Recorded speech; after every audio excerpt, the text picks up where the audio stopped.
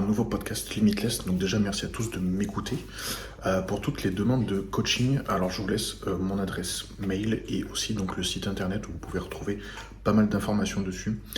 Pour les compléments alimentaires, je vous conseille donc d'aller sur le site Fitness World Nutrition. Vous allez tout retrouver, toute la qualité. Donc avec mon code promo AEC10, vous avez donc 10% sur tout le site. Et je vous laisse donc écouter tranquillement votre podcast. Encore merci d'être au rendez-vous. N'hésitez pas à liker, partager, commenter, aimer, etc. etc. Et bonne écoute à vous. Allez, go. Bon, ben, on se retrouve sur un petit podcast avec un retardataire qui va pas tarder à arriver. Et ben, du coup, merci d'être là. C'est sympa. Bah toujours, hein. Toujours un plaisir. On fait une petite update sur toi? Oh là, on est vendredi, il est 9h24, ça fait une update, c'est bon? C'est bon, update. Allez, voilà. Voilà. Merci, salut. C'est le bilan au coach, c'est fait. Non, là, du coup, on est comme je disais, à un peu plus de 23 semaines de la première échéance. Mhm. Donc, je l'avais mis dans une de mes questions-réponses. Je vais faire la Roumanie en premier.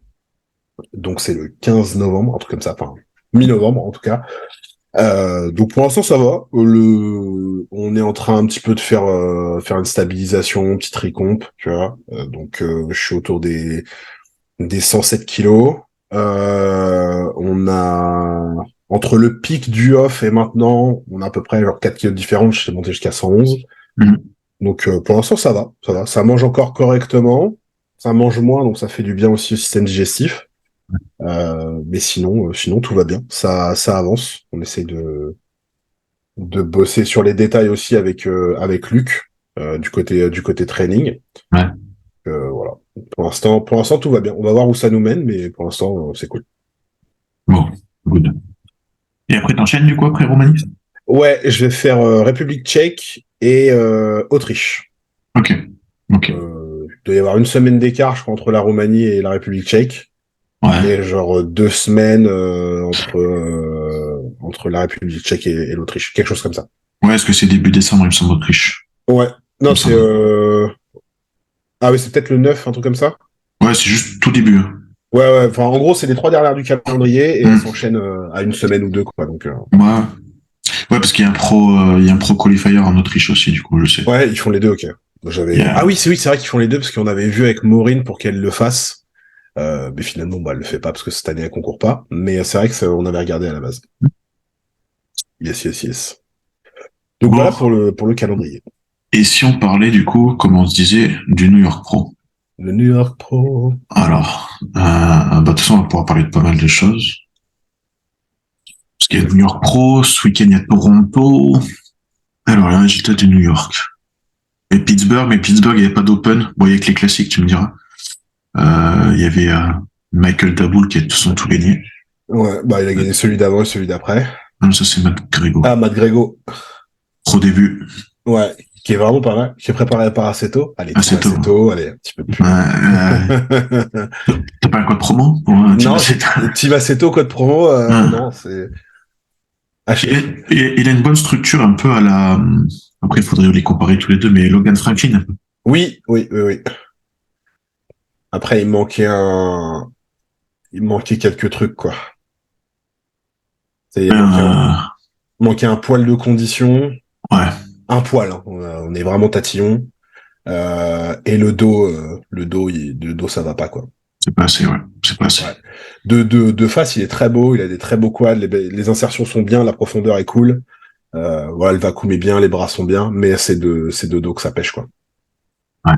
Ouais. Bon, pour un pro début, pas mal. Pour un pro début, c'est bien, non, c'est... Plutôt pas mal. On est tatillon, quoi.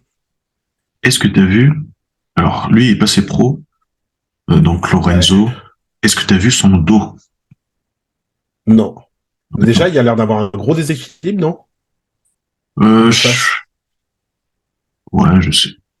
Ah, de face, ouais. Après, ouais, de face, mais après... Regarde-moi, ce carré des longs, là.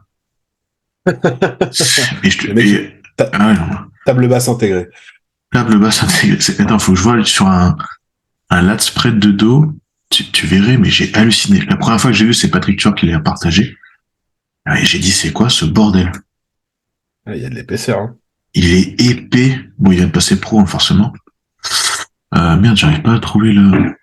Et tu te dis, bordel de Dieu. Je sais pas si on va arriver à trouver. Assez incroyable, ouais, franchement. Après, est-ce qu'il fera quelque chose tout de suite en pro? Je ne sais pas. Je sais pas. Ça fait longtemps qu'il est sur le parcours quand même, lui, hein. Ouais, ok, je connaissais pas du tout. Bon, après, ouais, il le mérite, hein. Ouais, je pense que, ouais. Même si j'ai vu tu vois, le dos que ça lui fait, c'est hallucinant. Et le deuxième derrière lui en Pologne, c'est aussi incroyable, hein, le niveau qu'il y avait. Bon, voilà, je fais pas la pause Ok. que je veux. Mais Là, en Pologne, là, celui qui a été impressionnant, c'est le petit qui a gagné en classique. en classique, ouais. Mais il y a un sacré Le mec, niveau d'ailleurs. il a tout fait. Junior, novice. Je prends tout, les gars. Je viens, je prends tout. Je prends Valek. C'est lui qui fait deuxième Ok. derrière le fameux. Ouais, c'était quand même un sacré niveau. T'es bien conditionné, hein. C'est plutôt pas mal, ouais, pour un choix amateur entre guillemets. Ouais. Ouais, pour un amateur, ouais. Donc, pour revenir au New York Pro, ah oui, il y a eu le Cali Pro aussi depuis, en fait. Et il y a le Calipro aussi, ouais. Oh là là, ouais. Après, New York Pro, de toute façon, c'est simple, chez les Open, c'est Tony Burton qui a gagné. Ouais. Est-ce que j'arrive à retrouver ça? Alors, on doit pas y être loin, là. New York Pro. Yes. J'ai trouvé des photos. Ah ouais, on va prendre celle-là, entre guillemets. Tony Burton qui gagne, au milieu. Ouais. Alors, je sais pas ce que c'est son vrai nom. Ouais, mais Il fait deuxième. c'est compliqué. C'est compliqué à prononcer. Voilà, c'est ça. En tout cas, bon, c'est pareil, hein. Début en pro tour, hein. Début Ouais, mais pro, il est très très bien, hein. Le mec est quand même impressionnant. impressionnant. Comment il s'appelle? Joe Seaman. Ouais, c'est ça, hein, Ouais. c'est Joe Seaman. Il m'a impressionné parce qu'il a bien amélioré sa ligne. Par contre, il est large, hein. Il est très très épais. Il a une structure vraiment, ça n'aide pas pour le body en soi. Ouais. Mais il a quand même réussi à faire quelque chose. Ouais, parce que c'est sa taille, elle est quasiment aussi large que ses cuisses. Ouais, c'est compliqué. Ça, c'est Biftou. Belle ligne aussi, lui, hein. Je sais plus comment il s'appelle. Ah, il était arrivé en sacrée condition, lui, hein. Joe Seaman. D'ailleurs, je sais plus s'il est coaché par, je crois qu'il était avec Tuor, mais Ok. je sais pas si avec lui. Et lui, il est coaché par Tuor, et il me semble que c'est ses pro débuts aussi, lui. Ok. Bon, ça va. C'est les bons pro débuts cette année. Bah, après, c'est ça qui est marrant. Je pense que toi, comme moi, on se rappelle, voir autant de pro débuts et autant bien classés à New York Pro, ça fait bizarre quand même. Je trouve. Ouais.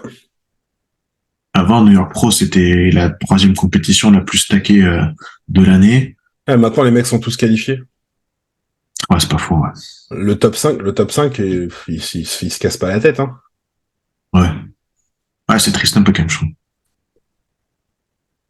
Non, je Ouais. crois qu'on en avait déjà parlé, c'est savoir si les pros devraient quand même concourir dans l'année, tu vois, juste pour Ah aller oui. se battre, tu vois. Enfin, les pros, le top 5, quoi. Mais après, il y a une autre réflexion, c'est le côté, j'en parlais avec Claire, justement. En wellness, tu vois que pour l'instant, c'est Gisèle et comment elle s'appelle, Pensez-les. et Cass, Ouais. qui ont fait tous les pro shows. Oui, Cass, je crois, c'est celle qui est canadienne, bref. Qui ont fait tous les pro shows de cette année et qui ont tout gagné. Donc, ok, il n'y a plus de qualification par point. Et t'as deux filles qui, pour l'instant, ont gagné tous les pro shows depuis le début. Après, en gros, si tu veux, à chaque fois, il y en a qui me disent ça, et je dis, ouais, est-ce que si le premier qui gagne, il a déjà sa qualif, est-ce que le deuxième prend la qualif? Je dis, bah non, c'est le jeu, en fait, t'enlèves des slots, c'est partout pareil.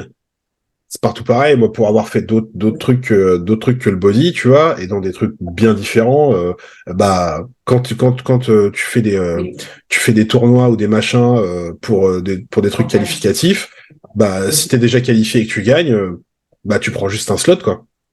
T'enlèves des contenders. Donc, Ouais, bah, oui. j'ai pas de problème avec ça, tu vois.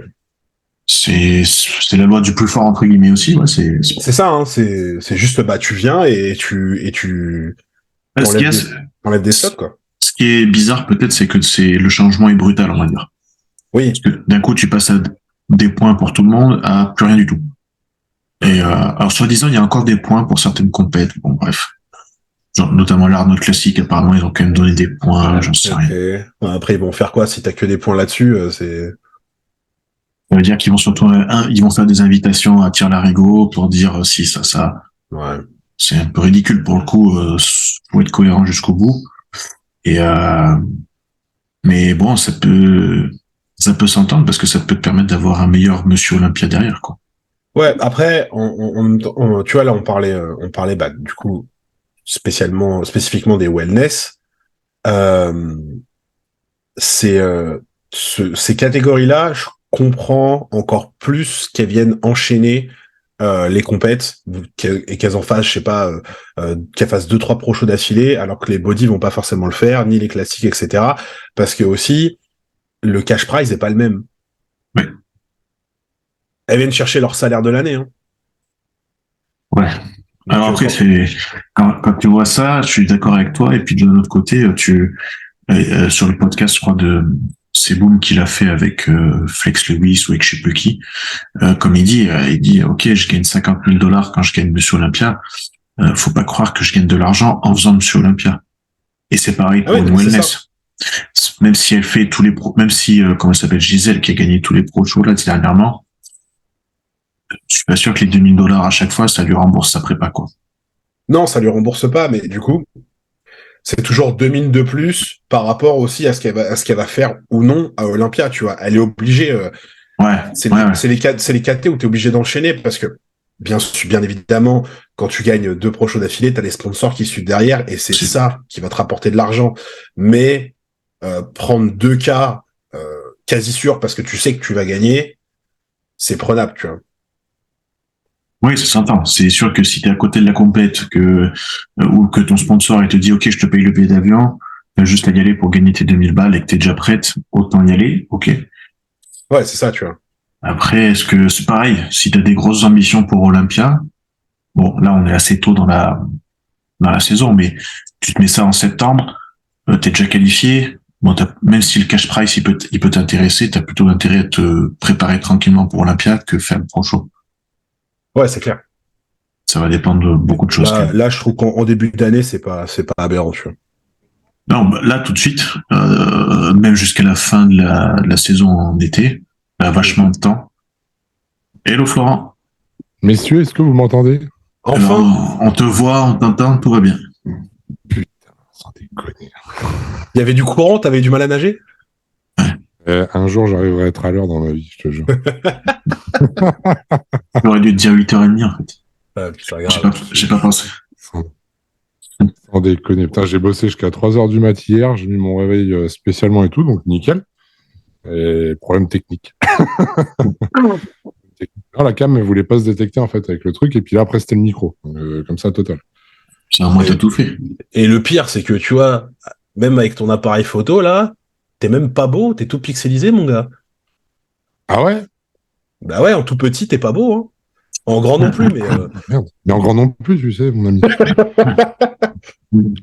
Mais ce qui fait la beauté d'un homme, ce n'est pas son physique, c'est son charisme. C'est ses cheveux. Tu devrais apprendre. Allez, hop là, ça suffit, cadeau. Je pense que dans ton prochain colis de dotation, tu auras une consultation avec un coach mal alpha, tu vois. Et je vais en parler à Stéphane. Bien sûr. Je vais en parler à Stéphane. C'est pas mal, mais ça. t'inquiète, on va faire de toi quelqu'un. Ah, cool. Bon, du coup, ça va les gars, la forme? Bah, ça va et toi? Ça va et toi? On a commencé à parler un peu body, tu vois, voir un petit peu ce qui se passait dans le monde du body. Ah bah oui.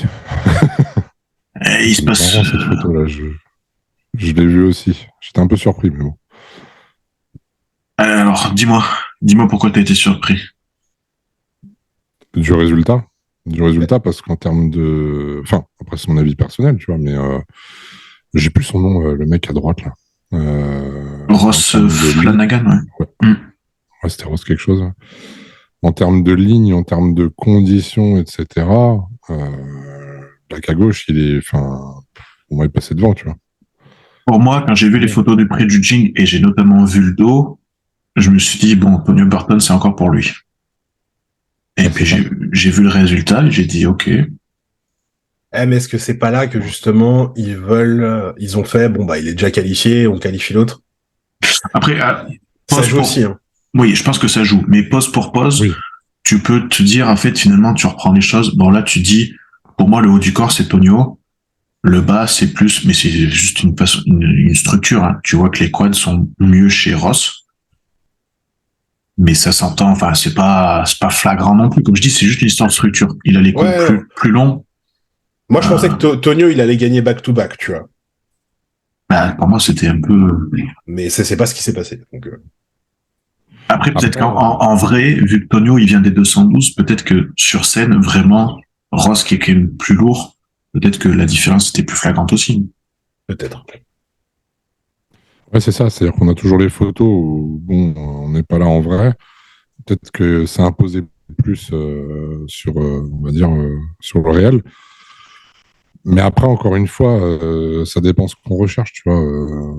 Si on va vraiment chercher la ligne et l'harmonie et la symétrie musculaire, tu vois, il n'y a pas photo parce que, encore une fois, moi, je trouve qu'on est sur deux physiques qui sont totalement différents et encore une fois, ça dépend des critères. Mais je pense effectivement que le critère, déjà, une personne de qualifiée et l'autre à ce niveau-là, surtout chez les poids lourds, etc., ça y joue quand même parce qu'ils veulent avoir des plateaux plus complets, hein, en général. Mm. Enfin, aujourd'hui, je parle. Oui. Oui, J'ai c'est pas, clairement. j'ai pas regardé sur les réseaux.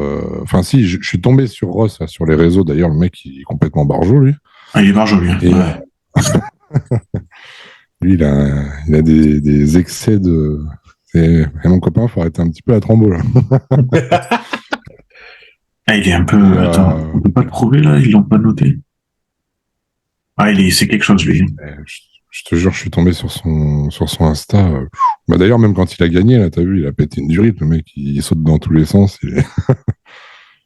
Ouais. Je regardais ses vidéos, laisse tomber, hein. Il fait que des trucs à la con. Bon, après, c'est peut-être aussi un genre qui se C'est peut-être Ça un fait- genre qui se donne aussi. Ouais, je pense que ça lui sert beaucoup pour sa marque. Sacré bikini. Ouais, sacré bikini, ouais. Belle Et, chevelure. et puis l'autre, je sais pas, j'ai pas été sur son profil Insta. Antonio, Mais, c'est très bien, c'est du basique.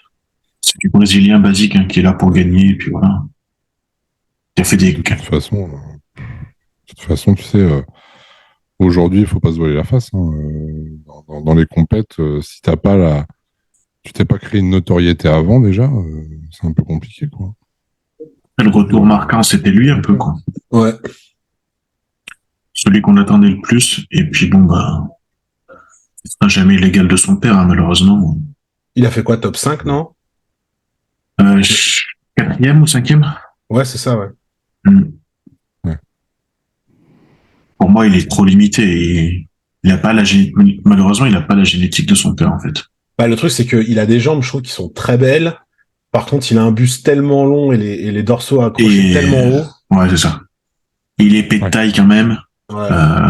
Et puis la condition, ça n'a jamais été son point fort, pour le coup. Voilà. Tu vois, là, il y a un sacré vide quand même, hein. Ouais. Ah, bah et puis d'avoir, ouais, d'être attaché aussi haut, si encore t'es très fin en bas, ça peut Ouais. passer surtout en classique. Mais là, en poids lourd, gros, c'est compliqué, hein, parce qu'en plus, comme il a dit Seb, hein, c'est qu'il est large de taille, donc ça fait pas un truc foufou, quoi. Le seul qui était bon avec les dorsaux très hauts, c'est Dennis Wolf. Ah oui.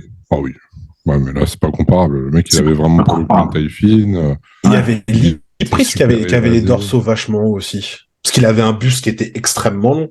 Les prix, ouais, c'est vrai. C'est vrai. Ouais. Mais bon, vu qu'il était petit aussi, pareil, je sais pas.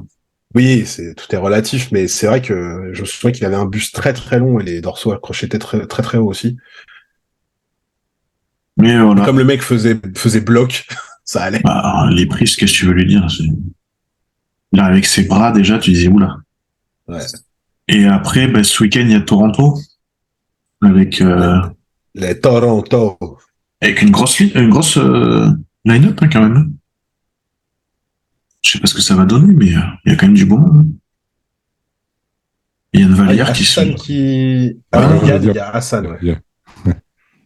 Il y a celui qui a gagné Ouais, Ross, ouais. Et Ross. Voilà. Lui, je crois, c'est lui qui a fait top 3 à New York, non? Je sais pas trop, c'est pas lui. J'ai pas retenu les noms, les gars. Jason Lowe, bon, il fera pas grand-chose, malheureusement. Hassan, bon, il a l'air d'être très gros, et puis maintenant qu'il travaille avec Chad Nichols, bah, faut voir. Joe Simon, on l'a vu pour New York. Robin Strange, je sais pas ce que ça va donner. Et Yann qui travaille depuis Ouais. avec Matt Jensen, quoi. Le problème de Jason, c'est qu'il sait pas se mettre en valeur. Moi, je le suis, tu vois, bah, parce que Ouais, à la team. bah, c'est tôt, quoi. Mais c'est vrai qu'il a du mal à se mettre en valeur, il pose pas de ouf. Il a bien amélioré sa structure générale, mais c'est toujours pas assez, quoi. Et pourtant, je trouve qu'il a progressé, quoi. Mais Ouais, toujours pas assez. est-ce que c'est compliqué quand tu passes de classique à d'un coup parce qu'il est même pas passé par la case 212, lui, non? Non, lui, il a tout fait. Je crois qu'il a fait body, après il a fait classique, après il est repassé en body. J'étais en train de le taper là sur Insta. Bah oui, je le suis, oui, Brocu là, sur les Ouais, réseaux. Broku. Ouais, ouais, ouais. Euh, exact, exact. Ouais, ouais, c'est vrai qu'il était en classique, suivi par Aceto. Exact. Je me rappelle quand j'avais fait la complète, il était en classique, lui. Cool. Ouais. Ouais, lui, il est pas passé par 212.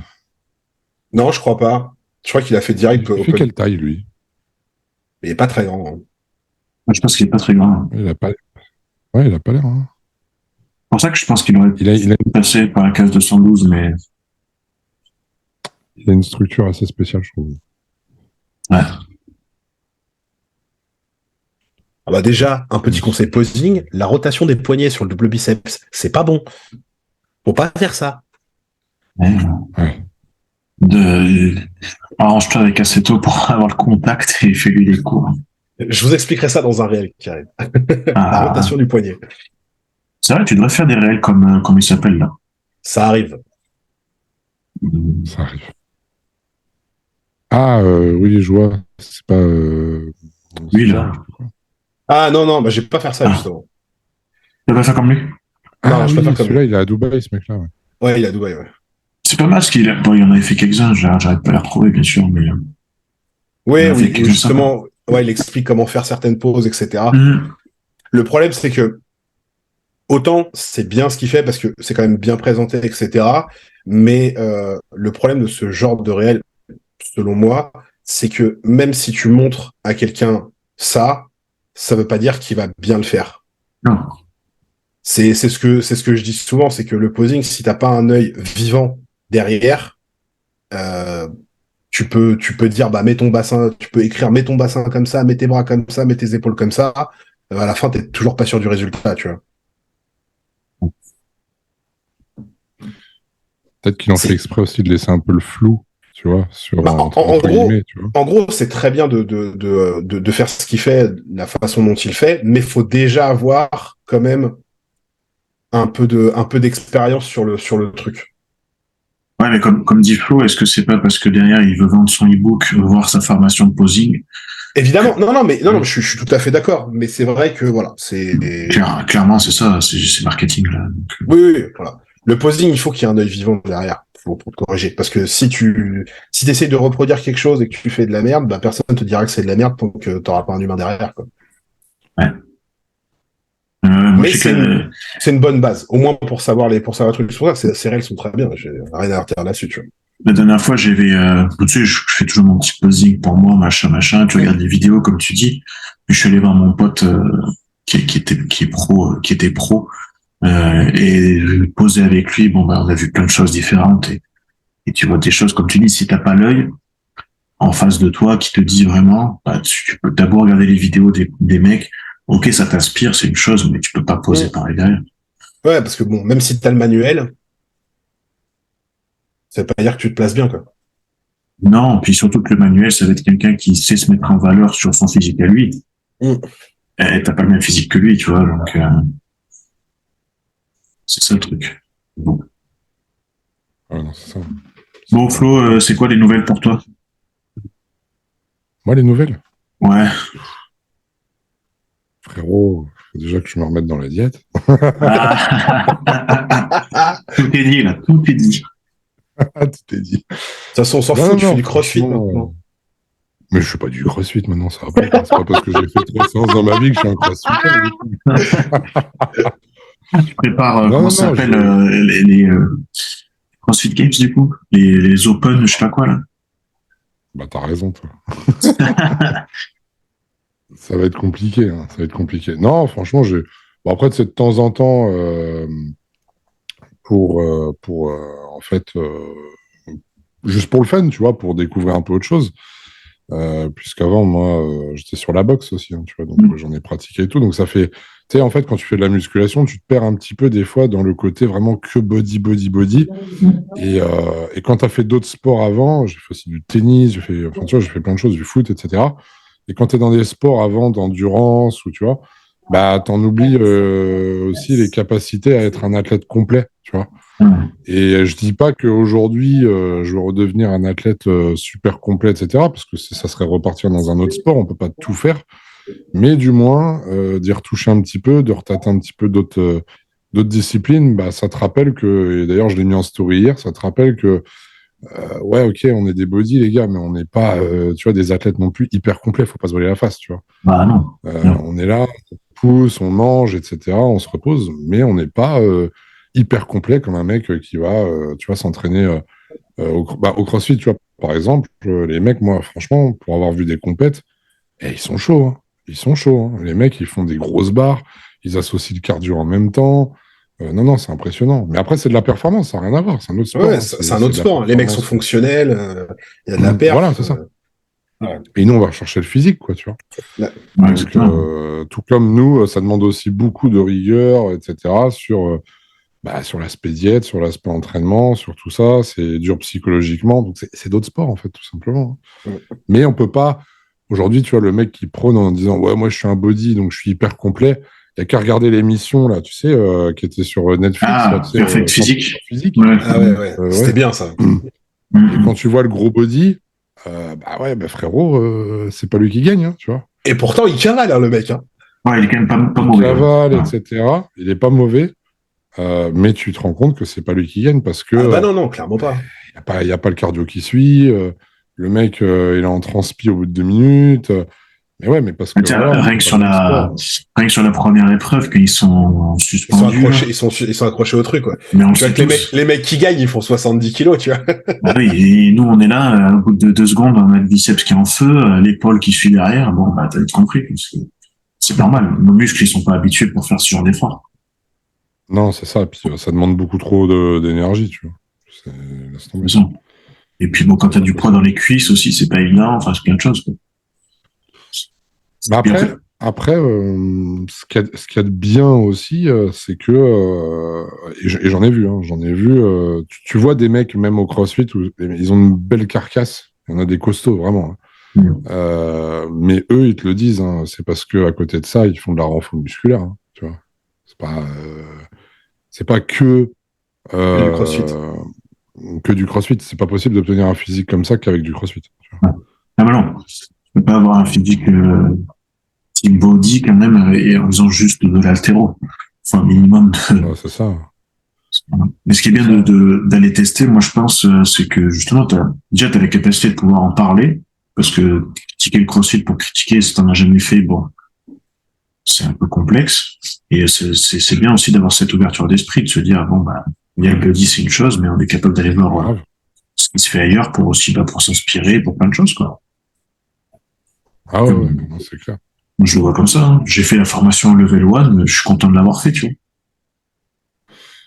Bah, ah ouais, je savais même pas que tu avais le level 1, toi. Je l'ai fait en 2012, 2013, je sais plus. Comme ça, au tout début. Ok. D'accord. Mais c'est bien, comme ça, moi, quand j'en parle, entre guillemets, bon, bah, je sais pourquoi du comment.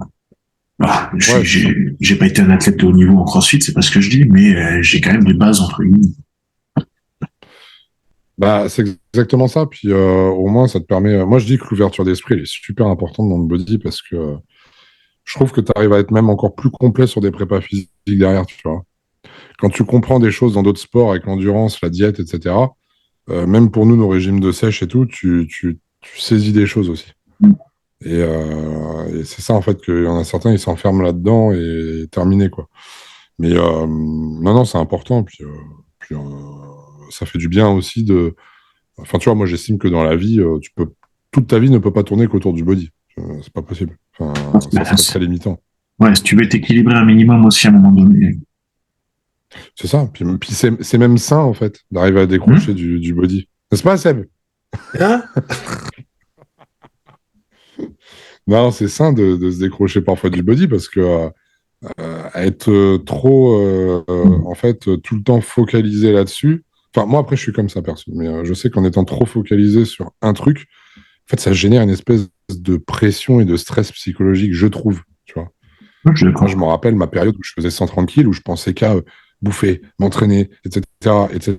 Il y avait vraiment que ça. Enfin, il y avait que ça. Je travaillais à côté, bien sûr, mais je veux dire, dans ma tête, il y avait que ça. Et je trouve que, je sais pas, ça met une espèce de pression. T'as vu, t'as loupé ton repas, il s'est passé 30 minutes, t'es en stress. Aujourd'hui, j'ai plus du tout cette pression-là. Tu vois. Je me mets plus de pression comme ça, tu vois. Même si demain, je dois refaire une compète, tu vois. Je me mets plus ce genre de pression, en fait. Parce que je me dis, ouais, c'est bon, c'est pas 30 minutes près, tranquille, tranquille. Enfin, je veux dire, le stress engendré pour les 30 minutes par rapport à l'impact que ça a de manger 30 minutes plus tard, je pense que, tu vois, le ratio, si je réfléchis bien, l'impact, il est plus important sur le fait de stresser, quoi, en fait. Parce que si tu te rajoutes ça au quotidien, le stress, au-delà de moins construire ta masse musculaire et d'être moins bien physiquement, c'est ta santé intérieure aussi, hein, parce que ça déclenche des maladies et tout, hein, le stress. Ouais, je pense que même de toute façon, c'est tout con, mais ta tête, elle suit moins bien et ton corps, forcément, il suit moins bien derrière. Il faut un équilibre. C'est compliqué, hein, moi, j'ai pas fait 130 kilos, mais pareil, au début, j'étais comme toi. Il fallait que ce soit telle heure, tel moment, tel ci, tel ça. Et au final, tu te dis, est-ce que c'est les moments où j'ai le plus progressé quand j'étais autant borné là-dedans? Je sais pas. Il y a beaucoup de. C'est vrai que je pense qu'il y a beaucoup de. Enfin, pas assez justement de contenu concernant la psychologie, tu vois, dans le body. Je trouve qu'on porte. En fait, on est un sport où on porte pas assez d'importance à la psychologie. Moi, avec plus le temps avance, et plus je trouve que c'est hyper important, tu vois, psychologie, sophrologie. On peut se dire, wow, vas-y, ça c'est pour les mecs. Non, faut arrêter de se prendre pour des bonhommes. C'est vrai que je pense que ça peut vraiment. Tu vois, les vrais athlètes, ils travaillent avec tout ça quand même. Hein. Enfin, tu vois, il y a une approche, un recul à avoir. Je sais pas ce que vous en pensez, tu vois, mais. Tu connaîtrais pas un chiropracteur qui s'appelle Morgan par hasard? Ah, tiens, d'ailleurs, oui. tu fais bien d'en parler. Morgan, il travaille c'est pour ça. énormément. Morgan, c'est un très bon chiro que je vous conseille d'ailleurs en région parisienne. Et t'as été le voir du coup? Ouais, on est allé le voir lundi et on a rendez-vous jeudi prochain. D'accord. Deuxième séance jeudi prochain. T'as vu, il travaille beaucoup avec les énergies, lui. Hein. Ouais, si tu veux, on en parlait avec Alex off caméra. Et c'est vrai que moi, c'est un truc où j'ai du mal à prendre avec ça, de base. Je suis très pragmatique et ce genre de truc, je suis pas forcément très réceptif, tu vois, des choses comme ça. Après, comme Morgan, je le connaissais déjà d'avant et que du coup, je venais aussi, je sais que toi aussi tu y vas et que il y avait plus une relation déjà de confiance par rapport à quelqu'un que je connais pas et qui essaierait de me mettre dans ce truc-là. C'était un petit peu plus facile d'appréhender le truc et peut-être de lâcher un peu plus prise, mais c'est vrai que de base je suis pas forcément très réceptif là-dessus de prime abord, tu vois, mais c'est vrai que il bosse beaucoup avec ça et que il y a des trucs des manipulations qu'il fait et tu fais oh quand même j'ai senti quelque chose là, tu vois. C'est très particulier, pour moi c'est très bizarre parce que du coup je suis très terre à terre, mais c'est vrai que c'est vraiment intéressant. C'est marrant ce que tu dis, etc. Parce que plus le temps avance, puis tu vois, moi, ma femme, maintenant, elle est vachement axée, tu vois, sur justement les énergies, tout ça. Et moi, j'ai toujours eu un côté reptilien aussi, où, tu sais, des fois, tu ressens des choses et tu t'écoutes pas, tu sais, mais ça peut être beaucoup de choses. Hein. Ça peut être, par exemple, de te dire, bizarrement, tu sais, t'as déjà senti cette situation, genre ça, je le sens pas. Oui, tu peux ça, avoir un instinct, un truc tu qui vois, voilà, tu sens quelque chose, mais tu dis que c'est juste de l'instinct, c'est pas forcément. voilà. Et bizarrement, si tu t'écoutes pas souvent, bah, en plus, t'as remarqué, ça se passe pas très bien, tu vois. Je le savais. Voilà, inconsciemment, tu te dis, je le savais. Bon, et en fait, en travaillant sur les énergies et tout, bah, on se rend compte effectivement que c'est des choses qui, enfin, aujourd'hui, qui peuvent pousser un athlète à aller super loin. Mais vraiment, Oui. Voilà. j'ai lu des articles là-dessus et des études scientifiques où ils ont justement, parce qu'on est sur quelque chose qui n'est pas palpable en fait, hein, qui reste C'est du au-delà de la perceptif, science. quoi. Voilà. Et en fait, on se rend compte qu'il y a des résultats qui sont assez incroyables. Et là, on te parle pas de produits, de dopage, de machin, de bidule. On te parle vraiment. Et on te parle même pas de récup physique avec des massages, etc. On te parle vraiment d'un travail sur les énergies, sur la psychologie, parce que tu sais que le cerveau, quand le cerveau fonctionne bien, que tu as les bonnes énergies, que tu sais canaliser et d'avoir une bonne connexion, ça fait de toi un athlète incroyable, quoi, tu vois. Pourquoi aujourd'hui les gens dans le dopage, ils vont même rechercher des produits qui stimulent, si tu veux, l'activité cérébrale, etc. Il y a une raison, tu vois, c'est que le cerveau, il est quand même moteur de tout, hein, donc, et ça dans n'importe quel sport, de toute façon. Moi, avec les grands champions, que ce soit, tu prends un Kobe Bryant ou Michael Phelps, c'est des mecs qui ont su s'entourer au-delà du côté sportif. Et quand la tête allait bien, tu peux y aller, ils enchaînaient, quoi. Et après, que ce soit via l'hypnose, via, je sais pas quoi, enfin, peu importe, mais comme tu dis que ça tourne toujours autour de la même chose, finalement, bah, tu te rends compte que oui, il y a un impact quand même considérable. Et pareil, tu regardes dans les sports collectifs, les meilleurs managers, les meilleurs entraîneurs, en général, ils sont pas trop sur la technique. Mais par contre, ils savent fédérer, ils savent motiver un groupe. Typiquement, dans le foot, tu prends un Mourinho, c'est ça. Tu prends dans le basket, Phil Jackson, c'était ça. C'est partout comme ça. Lombardi, Vince Lombardi, c'était ça. C'est normal en soi. Le cerveau te fait aller plus loin, c'est sûr. C'est dans le film Remember the Titan. Je sais pas si vous avez vu sur le football américain. À un moment donné, le coach prend en place l'équipe et puis le plus fort de l'équipe, ils font de la prépa physique. Et en gros, il dit ouais, mais de toute façon, on n'est pas capable, on n'est pas capable. Le coach, il le prend, il lui bande les yeux, il lui met un de ses partenaires sur le dos, ils sont à quatre pattes, et il lui dit bah vas-y, va le plus loin possible que tu peux sur le terrain. Et le mec lui dit, pourtant c'est le plus fort, il dit mais je vais faire 20 yards et puis pas plus. Il lui bande les yeux et puis il est là à le motiver, et puis tu vois que le mec il fait tout le terrain. Et c'est juste ça, si tu dis, en fait, physiquement, t'en es capable quoi qu'il arrive. Mais par contre, si ton cerveau, il te dit non, c'est sûr que tu vas pas y arriver. Et à la fois, si tu es en train de manipuler un petit peu ce côté-là, bah forcément, tu vas aller au-delà de ce que tu es capable physiquement. Totalement d'accord. C'est exactement ça. C'est un gros travail à faire là-dessus. Vu qu'on est là pour parler muscu aussi, je fais un comparatif avec la muscu et moi, mon expérience sur l'entraînement. Quand je soulevais d'énormes charges étant plus jeune, j'avais ce syndrome, je ne sais pas si vous l'avez déjà vécu, où si je mettais une charge super lourde et j'étais tout seul, incapable de la soulever. Enfin, tu vois, c'était keblo, pas possible. Par contre, si j'avais mon partenaire qui était là, parce qu'à l'époque, je m'entraînais avec un partenaire d'entraînement, si j'avais mon partenaire qui était là, et que, par exemple, il m'aidait pas, il mettait juste les mains, en fait, juste les mains sur les poignets ou la barre ou ce que vous voulez. Et du coup, bah, en fait, il posait les mains et je me mettais à taper 8, 10, 12 reps. Tu vois, parce que j'avais l'impression psychologiquement, C'est ton instinct de survie. il m'aide, je peux y aller, tu vois. Ouais. Et après, en fait, mais pas du tout. Tu vois. Alors, je sais pas si ça vous est déjà arrivé, ça. Peut-être c'est lié qu'à moi, mais ce côté, tu vois, l'aspect psychologique de, je suis en train de me faire aider, alors qu'en fait, pas du tout. Ça me rappelle ce que tu viens de dire, Alex. En fait, tu vois, on fausse l'image du truc dans ton cerveau, il se dit bon, en fait, non, pas du tout. Mais voilà, hein, il y a des choses comme ça où, tu vois, je pense que il y a des manques de confiance, on a encore des brides, mais c'est humain, tu vois, parce que c'est aussi pour te protéger, entre guillemets, de base. De base, le corps, nous, on est fait pour être des feignants. Hein. C'est réel. Hein. Donc, c'est un combat tous les jours de se lever le matin, d'aller travailler, de s'entraîner, etc. Lui, le corps, il se dit oh, oh, oh. De base, on est prévu juste pour se reposer, manger et avoir de l'énergie pour aller chasser. T'as un On est côté comme plus, ça aussi sur, enfin, je le vois souvent en coaching. C'est, tu sais, tes clients, tu leur dis, voilà, on est parti sur 12 reps. Tu sais que tu peux leur mettre n'importe quelle charge à 12 reps. Genre, tu sais le cerveau, il va s'arrêter. Ouais, c'est sûr. Et souvent, ils me disent, ouais, on part sur combien? Je fais, compte pas, je m'en occupe. Et finalement, tu vois que tu peux leur faire quasiment n'importe quoi si le cerveau, il est pas préparé à se dire, je fais 12 reps et c'est tout. Bah, pour nous les premiers, hein, si on se dit, ouais, je fais du 8-10 reps aujourd'hui, t'inquiète pas, t'arrives à 10, tout seul, t'as des bras qui commencent à s'arrêter, tu vois.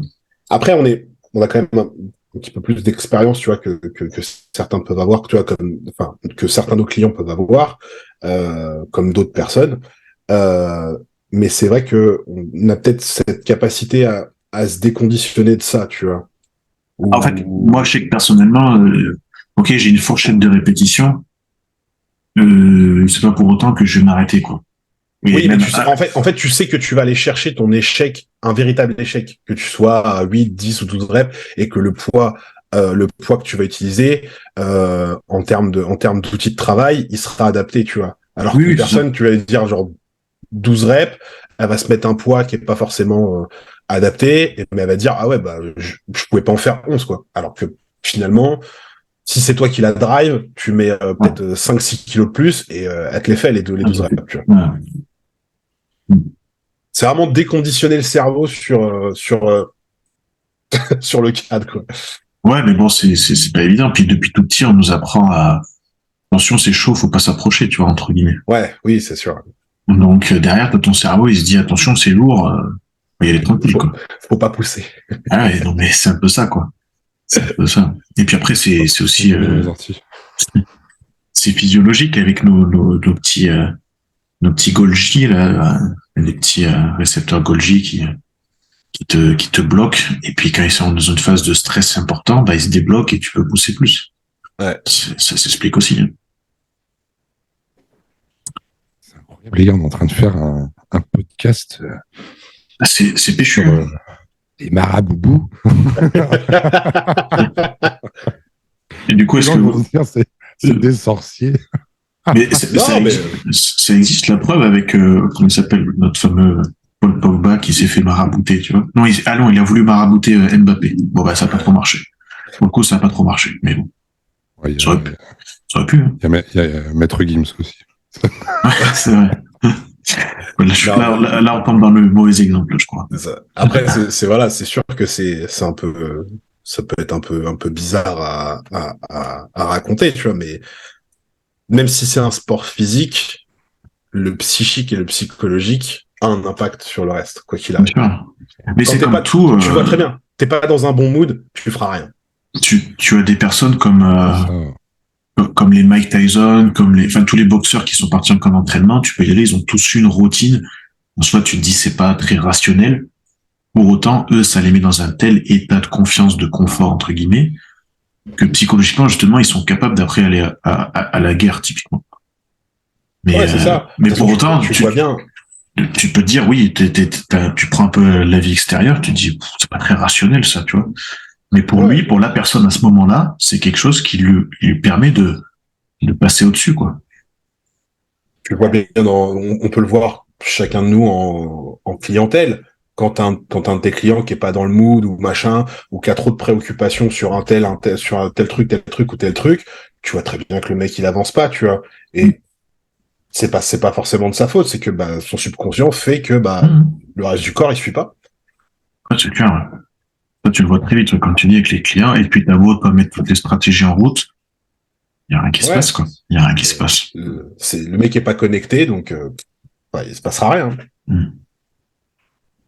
Ouais, pour le coup.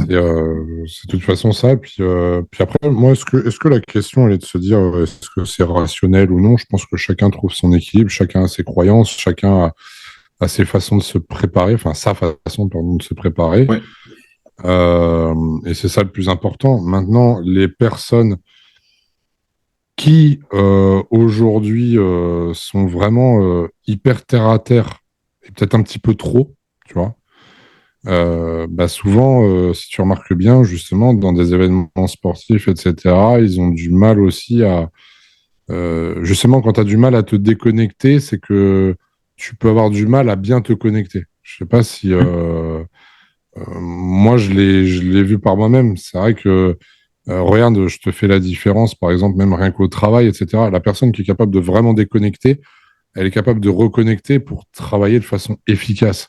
La personne qui déconnectera jamais, elle fera toujours tout à 70%, tu vois. C'est vrai. Et je pense vraiment que c'est pareil dans le sport, en fait. Donc, au-delà des croyances et de certains avec des pensées limitantes, il faut juste se dire que, bah voilà, on a chacun notre façon d'aborder la vie, les énergies, etc., etc. Puis faire, voilà, avoir certains modes de vie et puis une façon de fonctionner, c'est propre à chacun. Mais parfois, ouais, on peut se faire aider pour, bah voilà, parce qu'on n'est pas. C'est compliqué hein, de comprendre comment fonctionne son corps, c'est compliqué de comprendre comment fonctionne sa tête. Voilà. Hein. Donc, non, non, c'est pour ça qu'il faut faire vraiment attention à ça. Quoi. Il n'y a rien de péjoratif à se faire aider, au contraire. Non, non, il n'y a rien de péjoratif. C'est ça souvent le facteur limitant, c'est que les gens se disent ouais, mais entre guillemets, je suis faible si je me fais aider, si je me fais accompagner. Non, au contraire, c'est que tu as envie de progresser pour toi-même. Et il y a des choses, on n'est pas capable de les comprendre si on n'a pas quelqu'un qui nous explique comment notre cerveau a fonctionné à ce moment-là, par exemple. Exactement. Et puis nous emmener encore plus loin dans nos limites et dans l'apprentissage de nous-mêmes. Moi, c'est ça qui m'intéresse, en fait, c'est que quel que soit le domaine, je trouve qu'on a toujours, en fait, dans chaque domaine, de toute façon, il y a des experts, hein, reconnus ou non d'ailleurs, mais il y a toujours des personnes qui sont capables de t'emmener plus loin que tes connaissances, plus loin que ce que tu es capable d'apprendre, même en tant qu'autodidacte. Après, avant tout, je pense que la première démarche, au-delà du fait de consulter des gens et de tomber dans ce truc de je consulte à chaque fois quelqu'un, c'est de savoir s'écouter, quoi. Tu vois. Et savoir s'écouter, tu vois, si on fait le comparatif par rapport au body, moi, comme je le dis toujours, il y a des personnes en body qui se forcent, ça je comprendrai jamais, qui se forcent à aller s'entraîner, tu sais. C'est une espèce de contrainte psychologique, psychique, même physique, de se dire je vais aller m'entraîner. C'est une contrainte de suivre un régime. En fait, tout est une contrainte. Et si tu regardes bien, moi, je les ai, hein, ces clients-là, j'en ai eu en coaching. Euh, tu sais, c'est les personnes en fait qui ne sont jamais satisfaites. Ou tu sais, c'est les personnes qui, par exemple, vont changer 40 000 fois de coach et disent ouais, j'ai fait des coachs de partout, je suis tout le temps déçu. Mais quand tu es tout le temps déçu, je pense qu'il y a un moment, faut peut-être prendre le problème à l'envers et te dire que c'est peut-être toi. Et en fait, tu te rends compte en discutant avec ces personnes-là, parce que maintenant j'ai une approche. Bon, déjà, c'est les personnes qui me disent j'ai fait plein de coachs, je les prends plus. Hein. Je ne prends pas ça, c'est hors de question. Parce que je serais juste le prochain. Tu seras le prochain, c'est tout. Voilà. Et en fait, en discutant un petit peu, en discutant avec ces personnes-là, tu te rends compte qu'elles sont jamais contentes, mais sur tous les aspects de leur vie. Et le problème, le fond du problème vient de là, si tu veux, c'est que ce ne sont pas des personnes forcément méchantes, mais le problème, c'est qu'en étant contre tout ce qui se passe dans leur vie, enfin, en étant négatif sur tous les aspects de leur vie, bah forcément, ça touche aussi le body. Et bizarrement, vu qu'il y a de la négativité dans tous les domaines de leur vie, la négativité finit par arriver justement sur le domaine sportif et sur le domaine de la musculation. Et il n'y a pas de progrès, tu vois. Donc, ouais, puis c'est pas notre rôle non plus à nous, quoi. Il y a des choses on peut pas régler nous-mêmes. Et il faut comprendre que, oui, tu as besoin d'être accompagné par quelqu'un d'autre. Comme tu dis, t'es un éternel insatisfait de toute ta vie, c'est pas un coach sportif qui va te régler ça, c'est pas possible. Non, je pense que le coach, il a ses limites, tu vois. Même la barrière psychologique, enfin, tu vois, il peut apporter beaucoup de choses sur l'aspect psychologique, etc., comme on l'a dit. Mais il y a aussi une limite. Et la limite, elle est où? C'est que la personne, faut que, encore une fois, en termes d'énergie, faut que la personne elle soit réceptive. Ça veut dire quoi? Ça veut dire être capable avoir envie, être positif et accepter. Et exactement. ça, si t'es fermé, que pour toi, ça reste du négatif sur du négatif, c'est pas la peine, quoi. Exactement. Et si tu pars du principe que, de toute façon, oui, quoi qu'on te dise, c'est contre toi, ou on n'a pas envie de t'écouter ou quoi que ce soit, tu peux pas avancer. Tu peux pas avancer. Exactement. Et une fois de On a plus, perdu ça. je sais pas, enfin, il s'est caché, il est en train de se faire une beauté, il s'est caché. Mais,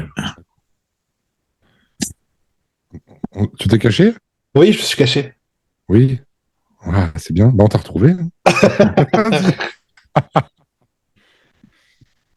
mais ouais, ce côté Initial est un enfant psychologique. encore. Ouais, un grand enfant. Un grand enfant. Donc ouais, sur l'aspect psychologique, voilà quoi. C'était bon. Après, on a fait un gros point, un gros point là-dessus là, mais c'est ça que finalement, on n'en parle jamais ces choses-là. Donc Non, tu sais, il y a ce côté un peu, c'est, comme dit, puis surtout maintenant qu'il y a tous les coachs de mal alpha qui se mettent en lumière, tu vois, je pense qu'il y a beaucoup de personnes, mine de rien, qui se disent, je peux pas l'avouer parce que c'est avouer que je suis faible, tu vois. arrête, Alex. On sait très bien que tu as pris un coaching. Mais je dirais pas le nom. Je vous dirai pas le nom. Non, en vrai, Comment devenir malade. j'écoute certaines choses. J'ai vu que quelqu'un comme Stéphane Edouard, c'est ça? Il était réputé comme être un coach mal Oui. alpha. Bon, moi, ce que je regarde, les quelques vidéos que je regarde, c'est pas ce que j'en retire, mais bon. Chacun fait. Ah oui. Non, bah parce que ouais, si tu regardes ses vidéos, il est très drôle dans le sens où il fait des analyses. Laisse tomber, il te sort des punchlines, mais Ah ouais, à c'est mourir de puissant. rire. C'est puissant, hein. C'est très très puissant et surtout quand tu dis que c'est instinctif, c'est là que c'est encore meilleur, tu vois. Donc, mais alors de là être coach mal alpha, là, ouais, bon. Mais je vais me lancer là-dedans. Je vais vous faire une formation, les gars. Ah non, pas toi.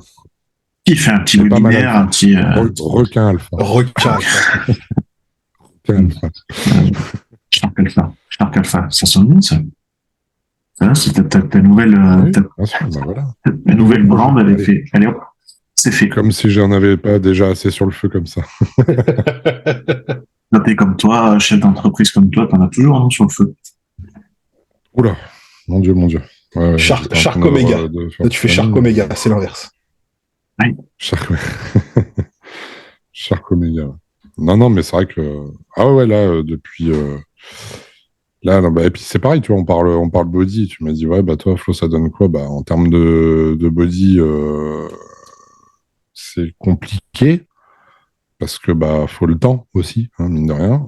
Donc on va dire que en fait j'entretiens mon physique où là même je reprends je galère à reprendre du poids, hein, et pourtant je bouffe, hein, mais tu vois c'est compliqué. Et puis en fait je maintiens une structure où tu vois je suis entre deux eaux. Je suis à la fois pas hyper volumineux comme avant et pas sec non plus. Mais tu vois, t'as vu, je suis au milieu. C'est-à-dire que je me dis, bah tiens, si je remonte sur scène, j'ai qu'à reprendre un peu de masse, mais je pars d'une base très propre. Et puis, tu vois, si je dois sécher, ça va pas être trop compliqué non plus, tu vois. Voilà, je me mets en mode, bon, on verra bien, quoi. On verra bien. Je sais pas, peut-être début d'année prochaine, je sais pas trop, en fait. Je vais faire selon le planning. Ouais, t'es pas pressé non plus. Non, je suis pas pressé. Puis, de toute façon, si jamais je dois remonter sur scène, chose qui arrivera peut-être et certainement, je ne sais pas. Je le ferai en poids lourd. Je le ferai pas en classique, c'est terminé pour moi. C'est mort. La dernière prépa, j'ai trop souffert. C'est bon. Ouais. Mais c'est ce qu'on disait avec Cédron Off aussi, c'est que forcément, pour dire que le classique c'est plus santé parce que t'es moins lourd, ça veut pas forcément dire que c'est vrai. Bon, si tu as besoin de tirer 36 kilos pour faire le poids, je suis désolé, il n'y a rien de santé à tirer autant. C'est ça, puis en fait, on peut parler produit, mais on peut parler, comme tu dis, psychologique aussi, hein, parce que devoir tirer autant, ça veut dire que la diète, faut tirer encore plus, etc., etc. Et derrière, si c'est pour faire des TCA, tir l'arigot, bon, c'est pas ouf, quoi. Bah, moi, tu te rappelles, hein, Seb, je t'en avais fait part.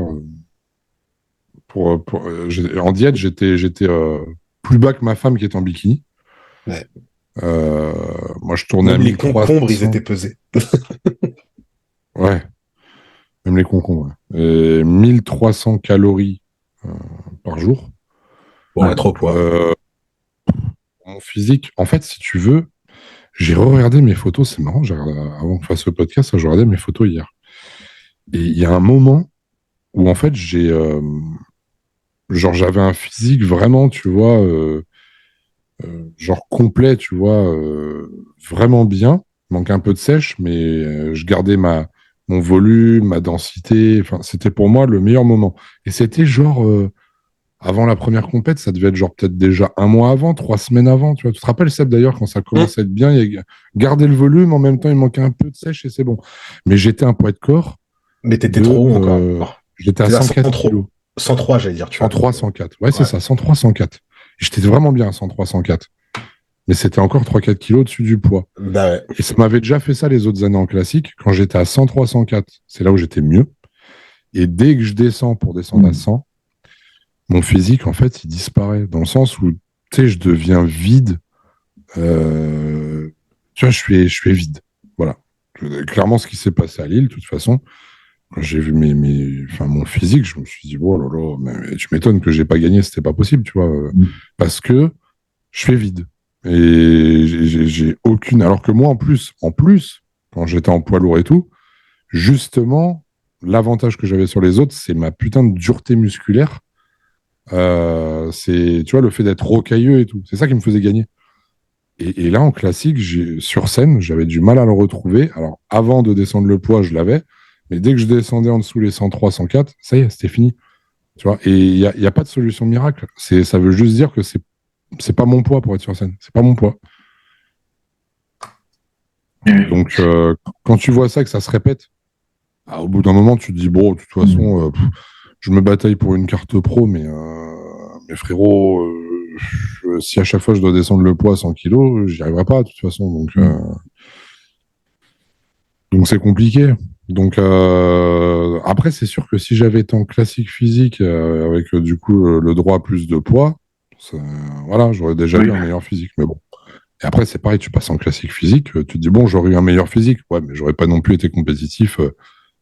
Tu vois des mecs comme Chris Bumstead, etc. On est à des années-lumière. Puis c'est pareil. Enfin, même quand je vois là, la prépa que fait, le physique qui est en train de sortir Stéphane et tout, lui, il va faire mal aussi. Hein, tu vois, donc, il y a. Voilà. Après, il y a à boire et à manger. Enfin, moi, je suis quelqu'un d'objectif. Je suis capable de me dire, bon, bah écoute, ça va pas le faire. Tu vois. C'est pas que je suis nul dans le sport.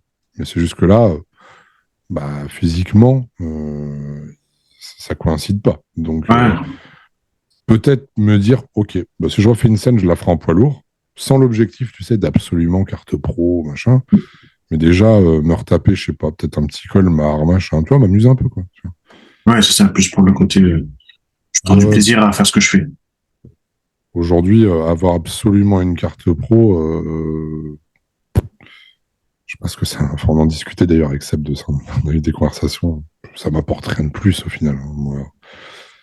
Et puis là, j'avance, etc.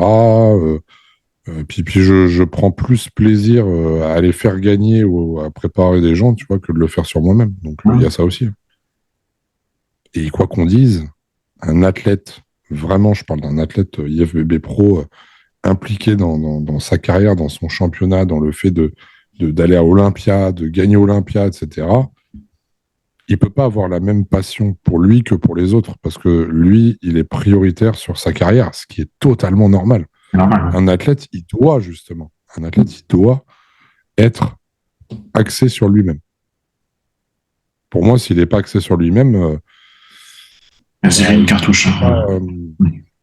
Il peut pas être partout. Hein. Il peut pas être partout parce que on reparle d'énergie encore, mais quand tu fais, en reparlant d'énergie, quand tu fais du coaching, quand tu suis des gens, etc., il y a énormément d'énergie et surtout tu te prends une énergie en fait qui est qui peut être très négatif parce que tu absorbes en fait. Hein. Et les gens, l'éponge. quand ils se plaignent. Ouais, t'es l'éponge. Ouais, quand ils se plaignent, ouais, ça c'est compliqué. Ah, Flo, la diète, j'arrive pas. À moi, j'ai tel problème. À moi, tu sais, ça te. Puis il y en a, ils te vampirisent l'énergie. Donc, il y a des soirs où t'es fatigué, quoi. Hein. Tu te dis, merde, pourquoi je suis fatigué? Parce que peut-être que, justement, il y a des gens qui ont un peu vampirisé ton énergie. Alors bon, on va pas se plaindre. Tu vois, c'est le métier qui veut ça. Mais il faut savoir se préserver. Ça à prendre en compte aussi, c'est vrai.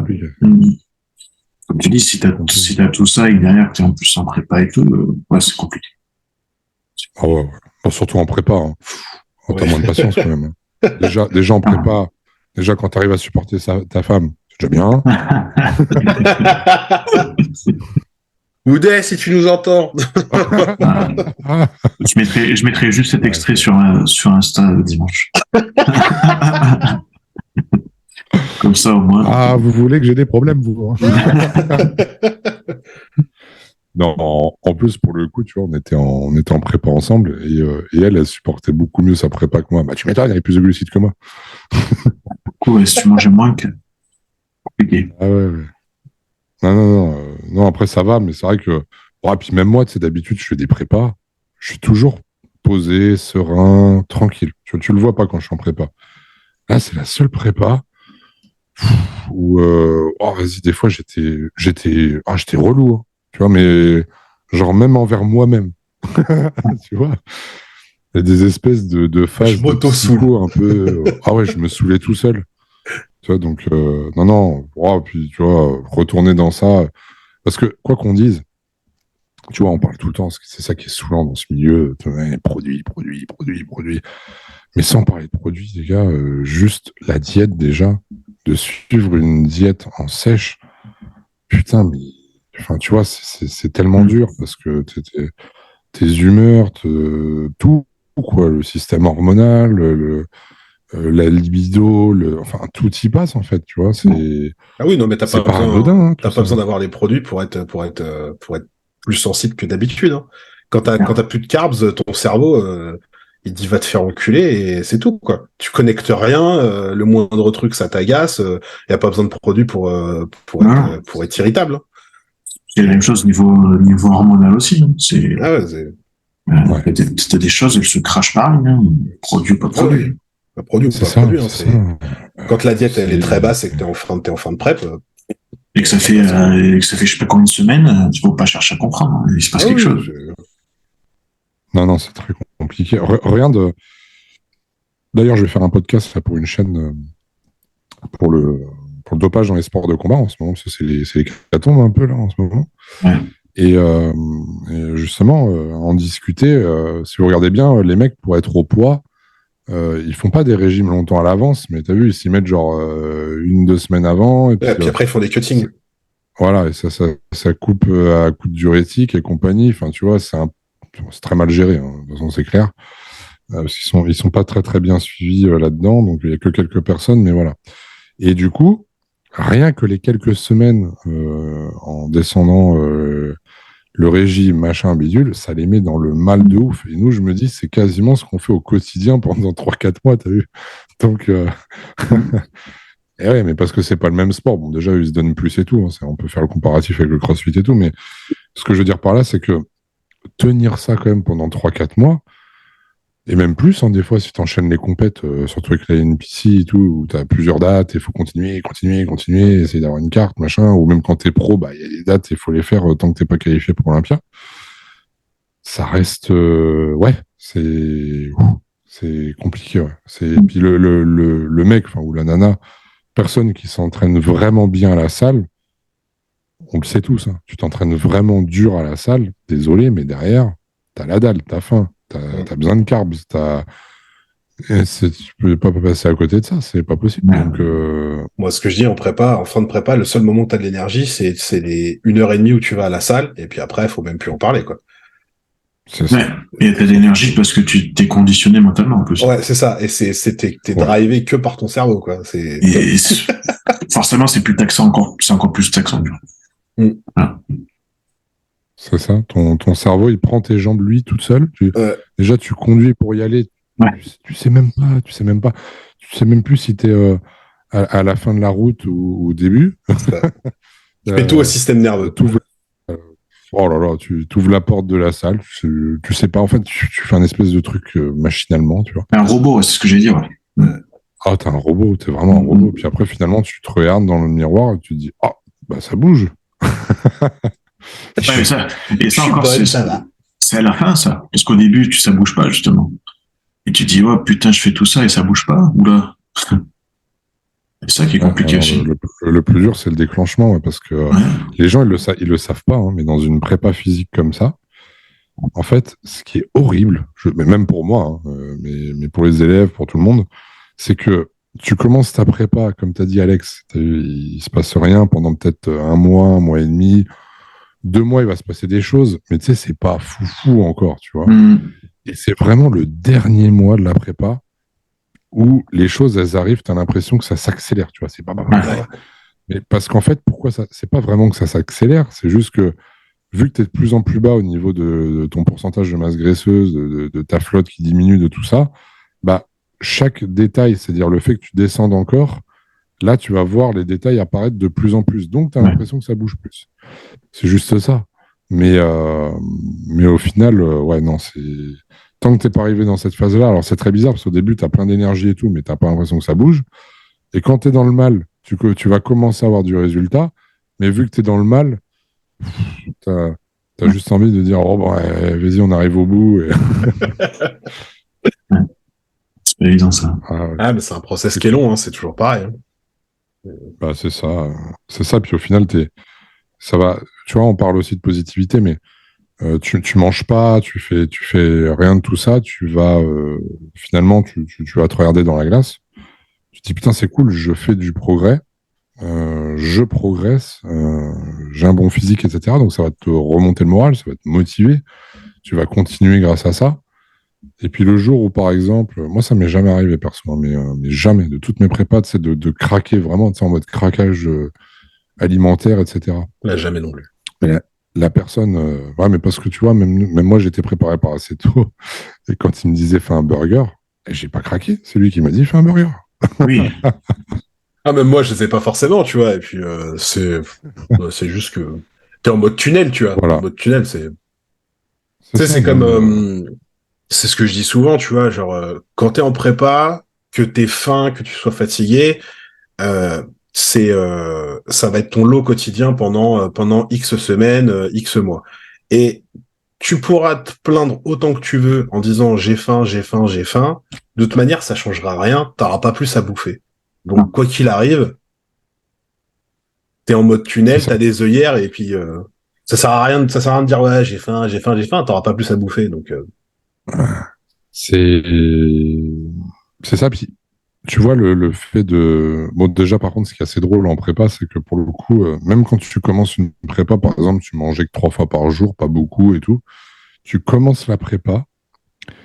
Et au bout de quelques semaines, t'as déjà faim, en fait, tu vois. Genre, t'attends vraiment ta gamelle, ouais, là, Puis, moi, je me retrouve dans un délire aussi quand je suis en prépa, c'est les trucs que tu trouves habituellement dégueulasses, tu te mets à les trouver bons. ouais, tout a du goût.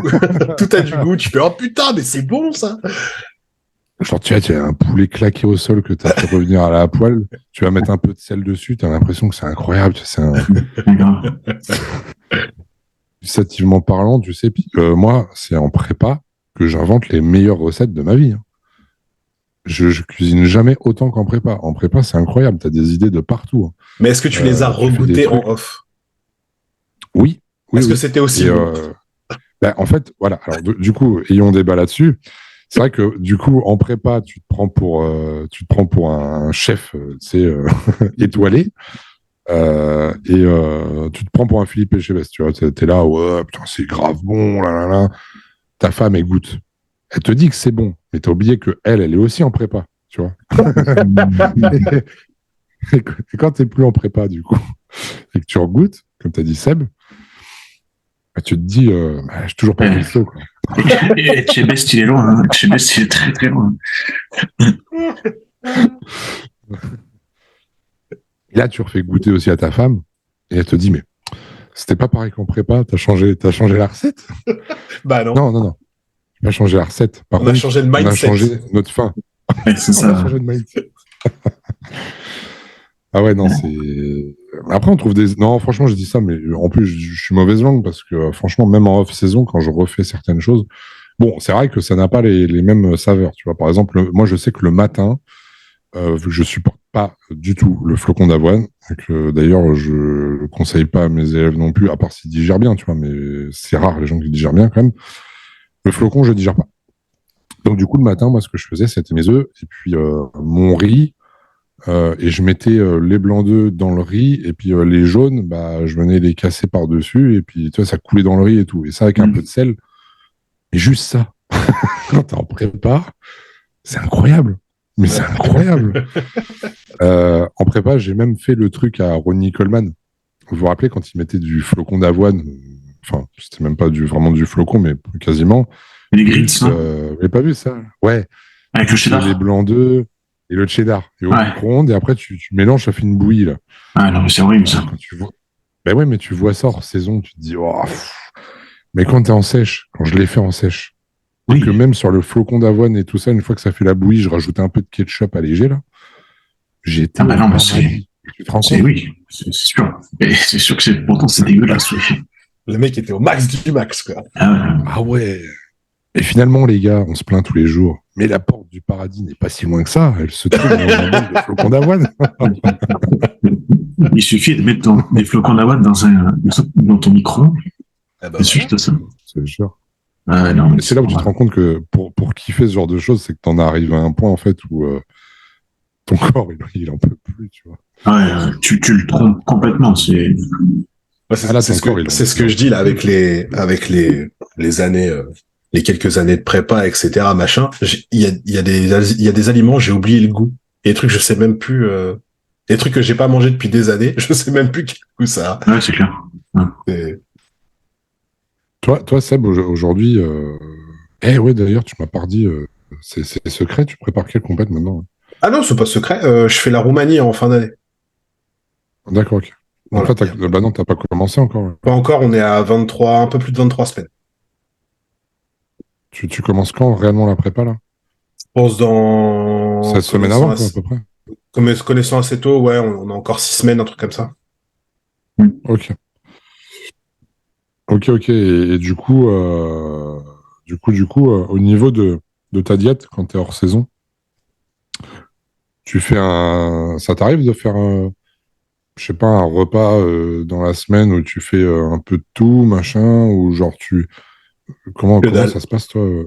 Que dalle. Que dalle, C'est, tu suis le process. Voilà. ouais, je suis le process. En gros, bah, c'est comme d'hab, tu vois, c'est assez tôt qui me dit, bah, tel jour, ça, si tu manges burger ou machin et tout. Mais sinon, mis à part ça, j'ai pas un jour où je vais me dire, bah, je sais pas, tu vois, genre le week-end ou machin, bah, on va faire un resto ou quoi que ce soit. C'est le plan, c'est le plan. Quand j'ai un burger qui tombe, bah, tant mieux. Quand c'est en pleine semaine, c'est en pleine semaine. Sinon, bah, non, le plan, c'est le plan, quoi. La dernière fois, c'est pareil, genre, bah, tiens, une bonne histoire. Je suis allé à l'anniversaire d'une pote. C'était dans un resto. C'était un samedi et bah du coup bah j'ai pas de cheat puisque j'ai pas de jour de cheat. Donc j'y suis allé avec ma gamelle. Je l'ai mis Ah. je l'ai mis en story en disant bah resto un samedi soir, pas de problème, je suis avec ma gamelle. Je suis pas en train de dire que je suis un guerrier hein. Voilà, c'est un choix. Qu'est-ce que j'ai Ah oui, pas reçu comme message infâme. Un écrit nazi, des sites là. Non, mais ouais, voilà, genre c'est triste, machin. Mais enfin, c'est triste pour qui en fait, les gars? C'est triste pour vous. Moi, je vais très bien en fait. Ouais, c'est ça.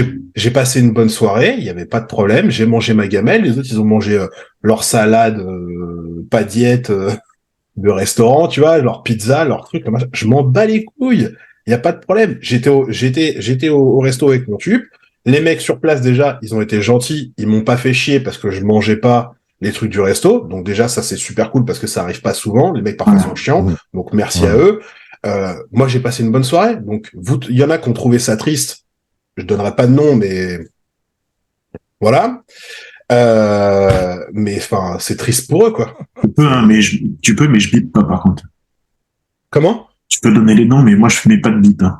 Non, je donnerai pas les noms. Je sais pas s'ils regardent ces podcasts ou quoi, mais Ouais. si tu veux. C'est des gens du body qui t'ont fait des remarques, ça m'intéresse. Oui. Ça, c'est inquiétant quand même. Non, C'est mais inquiétant, hein. c'est ça le problème en fait. Et C'est inquiétant. Hein. Mais est-ce qu'il n'y a pas de la jalousie? Comment? Est-ce qu'il n'y a pas de la jalousie? Non, je pense pas. Je pense que je pense qu'il y a pas forcément de jalousie. C'est juste que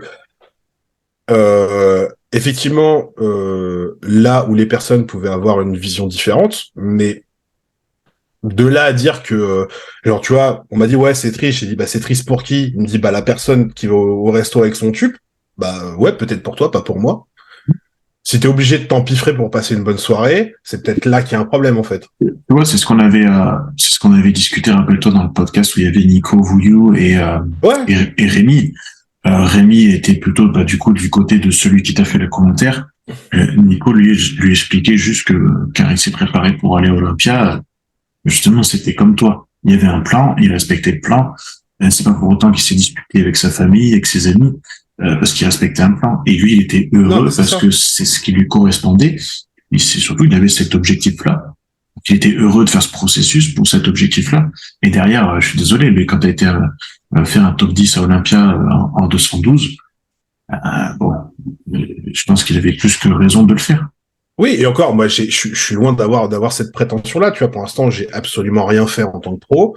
Le truc, c'est que je me dis, ok, certains ont trouvé ça probablement extrême. Comme disait Flo tout à l'heure en rigolant, ouais, peut-être parfois faut lâcher prise un petit peu. Bah, c'est vrai que c'est un truc où dans tout ce que je fais, j'ai un peu de mal. Je suis un peu extrémiste dans tout ce que je peux faire. Et mais je me dis que au moins j'aurais pas de regrets. C'est-à-dire que je l'aurais fait à 100%. Peut-être que je vais arriver à mes objectifs. Peut-être que je vais pas y arriver. Mais quoi qu'il arrive, j'aurais pas de regrets et je me serais juste donné à 100%. Après, le résultat adviendra ce qu'il adviendra. Mais j'aurais pas de regrets. Et là où je te rejoins, Seb, et je ne peux que te rejoindre. D'ailleurs, ce que je disais tout à l'heure, quand il faut apprendre des fois à déconnecter, je dis pas en fait qu'il faut genre déconnecter. Tu fais bien de parler de ça. C'est de remettre les choses dans leur contexte avec des parenthèses, des guillemets et compagnie. Quand je dis déconnecter, puis je m'adresse à ceux qui écoutent aussi le podcast, hein, c'est que déconnecter, ça veut pas dire faire de la merde, en fait. Ouais, c'est plus prendre du temps hors du truc. Voilà, les gens aujourd'hui, quand tu leur dis, et c'est vrai que tu as raison de le redire d'ailleurs, Seb, quand on dit déconnecter, dans leur tête, ça va déclencher ding. Ah, ok, donc je peux me faire plaisir, je peux faire ça tranquille, je peux machin. Si vous faites de la musculation pour vous, pour voilà, juste kiffer, bien sûr, vous faites ce que vous voulez. Et moi, j'ai des coachings comme ça où ils font 2 écarts par semaine et tout se passe très bien parce qu'ils sont pas dans la compétition. Par contre, quand on est compétiteur, et alors compétiteur comme ça, au niveau IFBB Pro, c'est le plan, et tu fermes ta gueule déjà, c'est comme ça. C'est pas je vais au resto, machin. Non, c'est toute l'année la diète. Bah oui. Même Théo Le Guerrier, il en avait parlé de ça. Hein. Il avait dit que lui, c'était comme ça. Et c'est comme ça, c'est tout. On peut pas dévier, on peut pas. Non, les meilleurs physiques, c'est que les mecs qui respectent à l'année. Il y a un resto, ils prennent leur gamelle, et c'est pas parce qu'ils sont en sèche qu'ils vont faire juste ça. Non, c'est toute l'année comme ça. Et quand je dis déconnecter, ça veut dire arriver justement parce que c'est quelque chose de régulier, de récurrent et de strict, arriver aussi à se concentrer. Il ne faut pas que ça empêche les personnes qui font ça, notamment les IFBB Pro, etc., d'être capables aussi, derrière, par exemple, de se concentrer sur des projets qui pourraient monter, etc. Enfin, d'être capable, si tu veux, d'avoir le cerveau qui part sur d'autres choses qui permettent de construire l'avenir, etc. Mais par contre, quand tu es athlète à haut niveau, c'est juste normal et quasiment obligatoire d'avoir ce genre d'attitude. C'est pas possible autrement. Moi, pareil. Tu le vois dans les autres sports aussi. Bah oui, non mais c'est ça. Et puis moi, regarde, j'ai pas eu de carte pro ni rien, mais quand je faisais 130 kilos et que je suis monté à 117 sur scène pour monter à 130, les gens pensent que oui, les gars, j'ai pas été à McDo tous les jours. Hein. C'est pareil. Monter à 111 cette année, c'était dur. C'était dur. Mais oui, le pic était dur.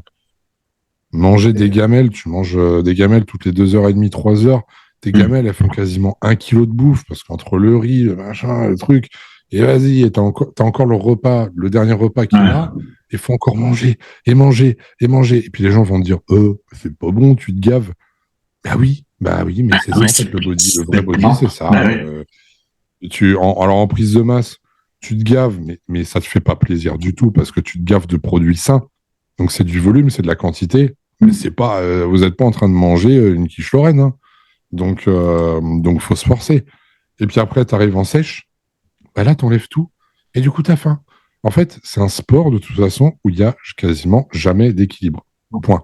Et je ne parle pas de la muscu santé, ne confondez pas tout. Oui. Je ne parle pas de l'aspect musculation, santé, bien-être, etc. Rien à voir. On parle de bodybuilding, de compétition. Voilà. Et c'est bien pour ça qu'il n'y a pas beaucoup de compétiteurs non plus, parce que la plupart des gens qui disent ouais, moi, un jour, je vais faire des compètes, et puis quand ils sont confrontés, quand on les met au pied du mur, et voilà, Bah oui. ce qui t'attend, ça va être ça. Tu sais, on regarde le mur d'en bas, oh là là. Ouais, c'est clair. C'est pour ça qu'il faut être bien stable quand tu attaques, parce que ça peut très vite partir en live. Ouais, Alex, et puis tu vois, même chez les femmes, c'est une putain de mode aujourd'hui, j'en peux plus. J'ai plein de nanas qui me contactent pour faire bikini, tu vois. Et en fait, quand tu parles avec elles, mais tu te dis, vous vivez dans quel monde? Tu vois, les meufs qui te contactent pour faire bikini, c'est en général des. Bah moi, voilà, je suis mannequin dans la photo, oui, bon, et tu vois, je m'en fous. Là, on parle de compétition, en fait, tu vois. Là, c'est ça. Oui, mais moi, j'ai l'habitude de faire du sport et de suivre un régime. Attends, frérot, t'as l'habitude de faire du sport. C'est pas en regardant C8 à 6 heures du matin sur ton tapis d'abdos que tu fais du sport, hein, je te le dis. Hein. Ça, c'est le premier point. Deuxième point, tu me parles de diète. Je fais attention. J'adore cette phrase. Je fais attention. Ça veut dire quoi? Ouais, c'est attention. Non, on te parle d'un plan structurel. On ne te parle pas de faire attention. Oui, je fais attention. Quand j'ai un apéro, eh ben, au lieu de prendre 20 cacahuètes, j'en prends 10. Et je bois que du vin blanc. Ouais. Voilà. Non, le rosé, c'est moins sucré. Le rosé. Non, mais c'est clair. Mais je te jure, aujourd'hui, les gens s'imaginent que c'est comme ça. C'est-à-dire que tu viens, tu fais un petit peu de muscu. Bon, ça fait 3 mois que j'ai commencé. On se fait un petit régime à base de... On va mettre un petit peu de poulet, des trucs comme ça, là. C'est ce qu'ils font à la télé. Voilà, c'est bon, je vais monter sur scène. Tu vois, ce sport, il est tellement vu, en fait, comme et puis même nous, regarde, dans le body, en classique et tout. Qu'est-ce qu'ils disent maintenant, les jeunes? Ah, ben moi, je veux faire une compète. De toute façon, j'ai juste besoin de faire un cycle avec des produits, et basta. On en revient au dernier podcast où on disait que en France, les gens étaient genre tellement mal éduqués sur ce sport. Ouais, mais c'est ça le problème, c'est que t'es mal éduqué et le fait que c'est tellement accessible. Comme on disait, je crois qu'on en avait parlé la dernière fois, un footballeur, enfin un boxeur pro, il va jamais aller boxer en même temps que le petit gars du quartier qui vient pour faire sa petite séance hebdomadaire. Ça n'arrive pas. Le problème, c'est que dans le body, justement, la personne qui vient de s'inscrire, elle est capable de s'entraîner à côté de Théo Le Guerrier, par exemple, à Rennes. Et se dire, je vais faire pareil. Non, c'est pas pareil. Tu fais pas le même sport, t'auras pas la même facilité, t'auras pas la même expérience, plein de choses. Et c'est ce côté, je pense que les nouveaux qui sont pas éduqués, comme tu dis, Seb, ils pensent que c'est tellement accessible, tellement facile, que vas-y, moi je vais le faire, je vais y arriver aussi. On voit bien avec bon, il est ce qu'il est, le petit jeune qui était passé chez Europe, qui a dit qu'il allait battre Chris Bumstead. Ou celui qui a fait le buzz aussi, qui a écrit à tous les coachs de France en disant j'ai 16 ans, je vais être IFBB pro, il faut me coacher gratuitement, et puis j'irai plus loin qu'Olympia. Bon, je sais pas ce qu'il y a plus loin qu'Olympia d'ailleurs, mais il faudrait qu'ils me le disent. Après, c'est la boîte, c'est les 4 planches. Après, ouais, c'est pas faux. Mais tu vois qu'ils ils sont déconnectés, ils sont pas éduqués, ils se disent que c'est tellement accessible, tellement facile, que pourquoi eux ils y arriveraient pas. Désolé, à 16 ans, quand j'étais en salle de sport, je ne me suis jamais permis de dire ça à un ancien dans la salle. Hein. Jamais. Je pense que j'aurais dit ça, je pense que je me serais pris une alter dans la gueule, de toute façon. À l'époque. Ça a commencé dans une salle avec des anciens du body, toi, Alex? Ouais. Comme moi. Et Seb, t'as commencé dans quel genre de salle, toi? Moi, dans un Club Med Gym. Donc, il n'y avait pas d'anciens body. Oh oui, je me rappelle. Et puis, je bossais à Issy-les-Moulineaux. Alors, il n'y avait pas beaucoup de body, crois-moi. Et bah, tu vois, Alex, pour te rejoindre du coup, parce que Seb, de toute façon, n'est pas de la même communauté que nous. Hein. Ouais. Seb est différent, c'est ce que je vois. C'est un alien, c'est un alien. Et puis, j'ai commencé tard. Hein. Moi, j'ai commencé après vous. En plus, ouais, c'est vrai. Et du coup, quand tu es dans une salle comme ça, un peu associative, etc., ou tu vois, petite salle tenue par peut-être des anciens body, etc., des gens qui ont déjà fait de la compète, bah déjà, il y avait, tu vois, la façon de parler, hein, parce que maintenant, on est là dans, oui, il faut prendre des pincettes, tout ça. Alors, moi, pas du tout, quand je me suis fait coacher au début, c'était, bah, tu fais ça, mais c'est dur, machin. Oh, ta gueule, tu vois. Ou quand tu faisais mal à un exo, il venait, il te mettait une petite claque derrière la tête et tu fais de la merde. Et tu n'en savais pas plus, voilà. Tu savais juste que tu faisais de la merde et que t'étais une merde. Mais c'était comme ça. Et comme tu as dit, Alex, en fait, il y avait du respect, en fait. Il y avait beaucoup de respect sur le palmarès, sur le physique. Il y avait beaucoup, beaucoup de respect. Et aujourd'hui, bah, ça s'est énormément perdu parce que les gens, bah voilà, si t'as pas le physique où ils pensent que voilà, même si t'as le physique d'ailleurs, si t'es pas le mec qui a 400, 500 000 abonnés, t'es pas crédible. Tu vois, on rentre dans un délire comme ça.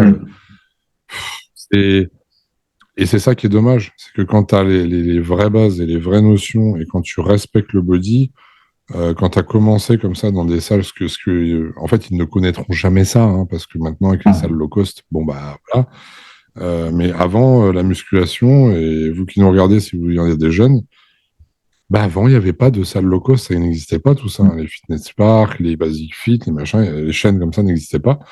Et les seules salles de muscu qu'il y avait étaient tenues par des passionnés, quoi. Mais par contre, il y avait déjà une transmission de valeurs, de principes, de savoir, de rigueur, respect, et j'en passe, en fait. Donc, franchir la porte d'une salle de musculation à l'époque, déjà, il y avait un stress au début, parce qu'on se disait, oula, dans quel monde on va rentrer? Et une fois qu'on y est rentré, bah, c'est pour ça qu'on a du mal à en sortir, en fait. Parce qu'il y avait vraiment quelque chose qui se passait là-dedans.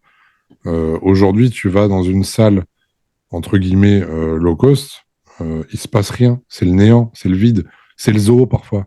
Donc, je veux dire, et oui, malheureusement, ça devient vraiment le zoo ou la jungle, ou j'en sais rien. La jungle, ouais, c'est la jungle. Tu vois des choses, c'est aberrant. Des fois, j'ai envie de... tu vois, tu vas dans un basic fit, j'ai envie d'emmener mon fils, tu sais, puis de le mettre à la vitre, et puis comme au zoo, tu vois, et dire, regarde les gens là-bas, t'as vu? Ah, papa, ils font vraiment n'importe quoi. Ouais, tu vois. Mais et puis avec une étiquette avec marqué ne leur donnez pas à manger. Ouais, ne leur jetez pas de cacahuètes. La sortie culturelle du samedi. Mais mais parce qu'en fait. Ils se basent sur des exos qu'ils ont vus sur les réseaux, des trucs à la mort moelle-neu, là, qui servent à rien. Les gens ne respectent rien. Tu vas, les mecs, ils laissent des poids sur les machines. Putain, mais à l'époque, on faisait ça, mais on se faisait détruire, quoi. Là, ils laissent des poids sur les machines, alors qu'en plus, ils mettent pas lourd. Et nous, on arrive, on met plein de poids, mais on décharge tout. On décharge, avec du respect. Quoi d'autre encore? Ça me fait penser à ce que tu dis. L'autre jour, j'étais à Muscle Factory, comme d'hab, et il y avait deux petits jeunes, deux nouveaux, que j'avais jamais vus, et du coup, les mecs, ils découvraient un peu la salle, etc. Et il y en a un qui a sorti une phrase, j'étais entre le consterné et le genre étonné, parce qu'en gros, le mec, il dit, putain, mais cette salle, elle est trop bien, les poids, ils sont rangés, et en plus, ils sont rangés dans l'ordre. J'étais là, ce qu'il a dit. J'étais là, j'ai fait, waouh, les gens, on en est là, quoi. Ouais. J'étais pas consterné de lui, mais de ce qui se passe ailleurs, tu vois. Le constat qui est fait. Que le mec soit là en train de se dire, putain, c'est exceptionnel qu'une salle soit rangée, propre, et que les poids soient dans l'ordre.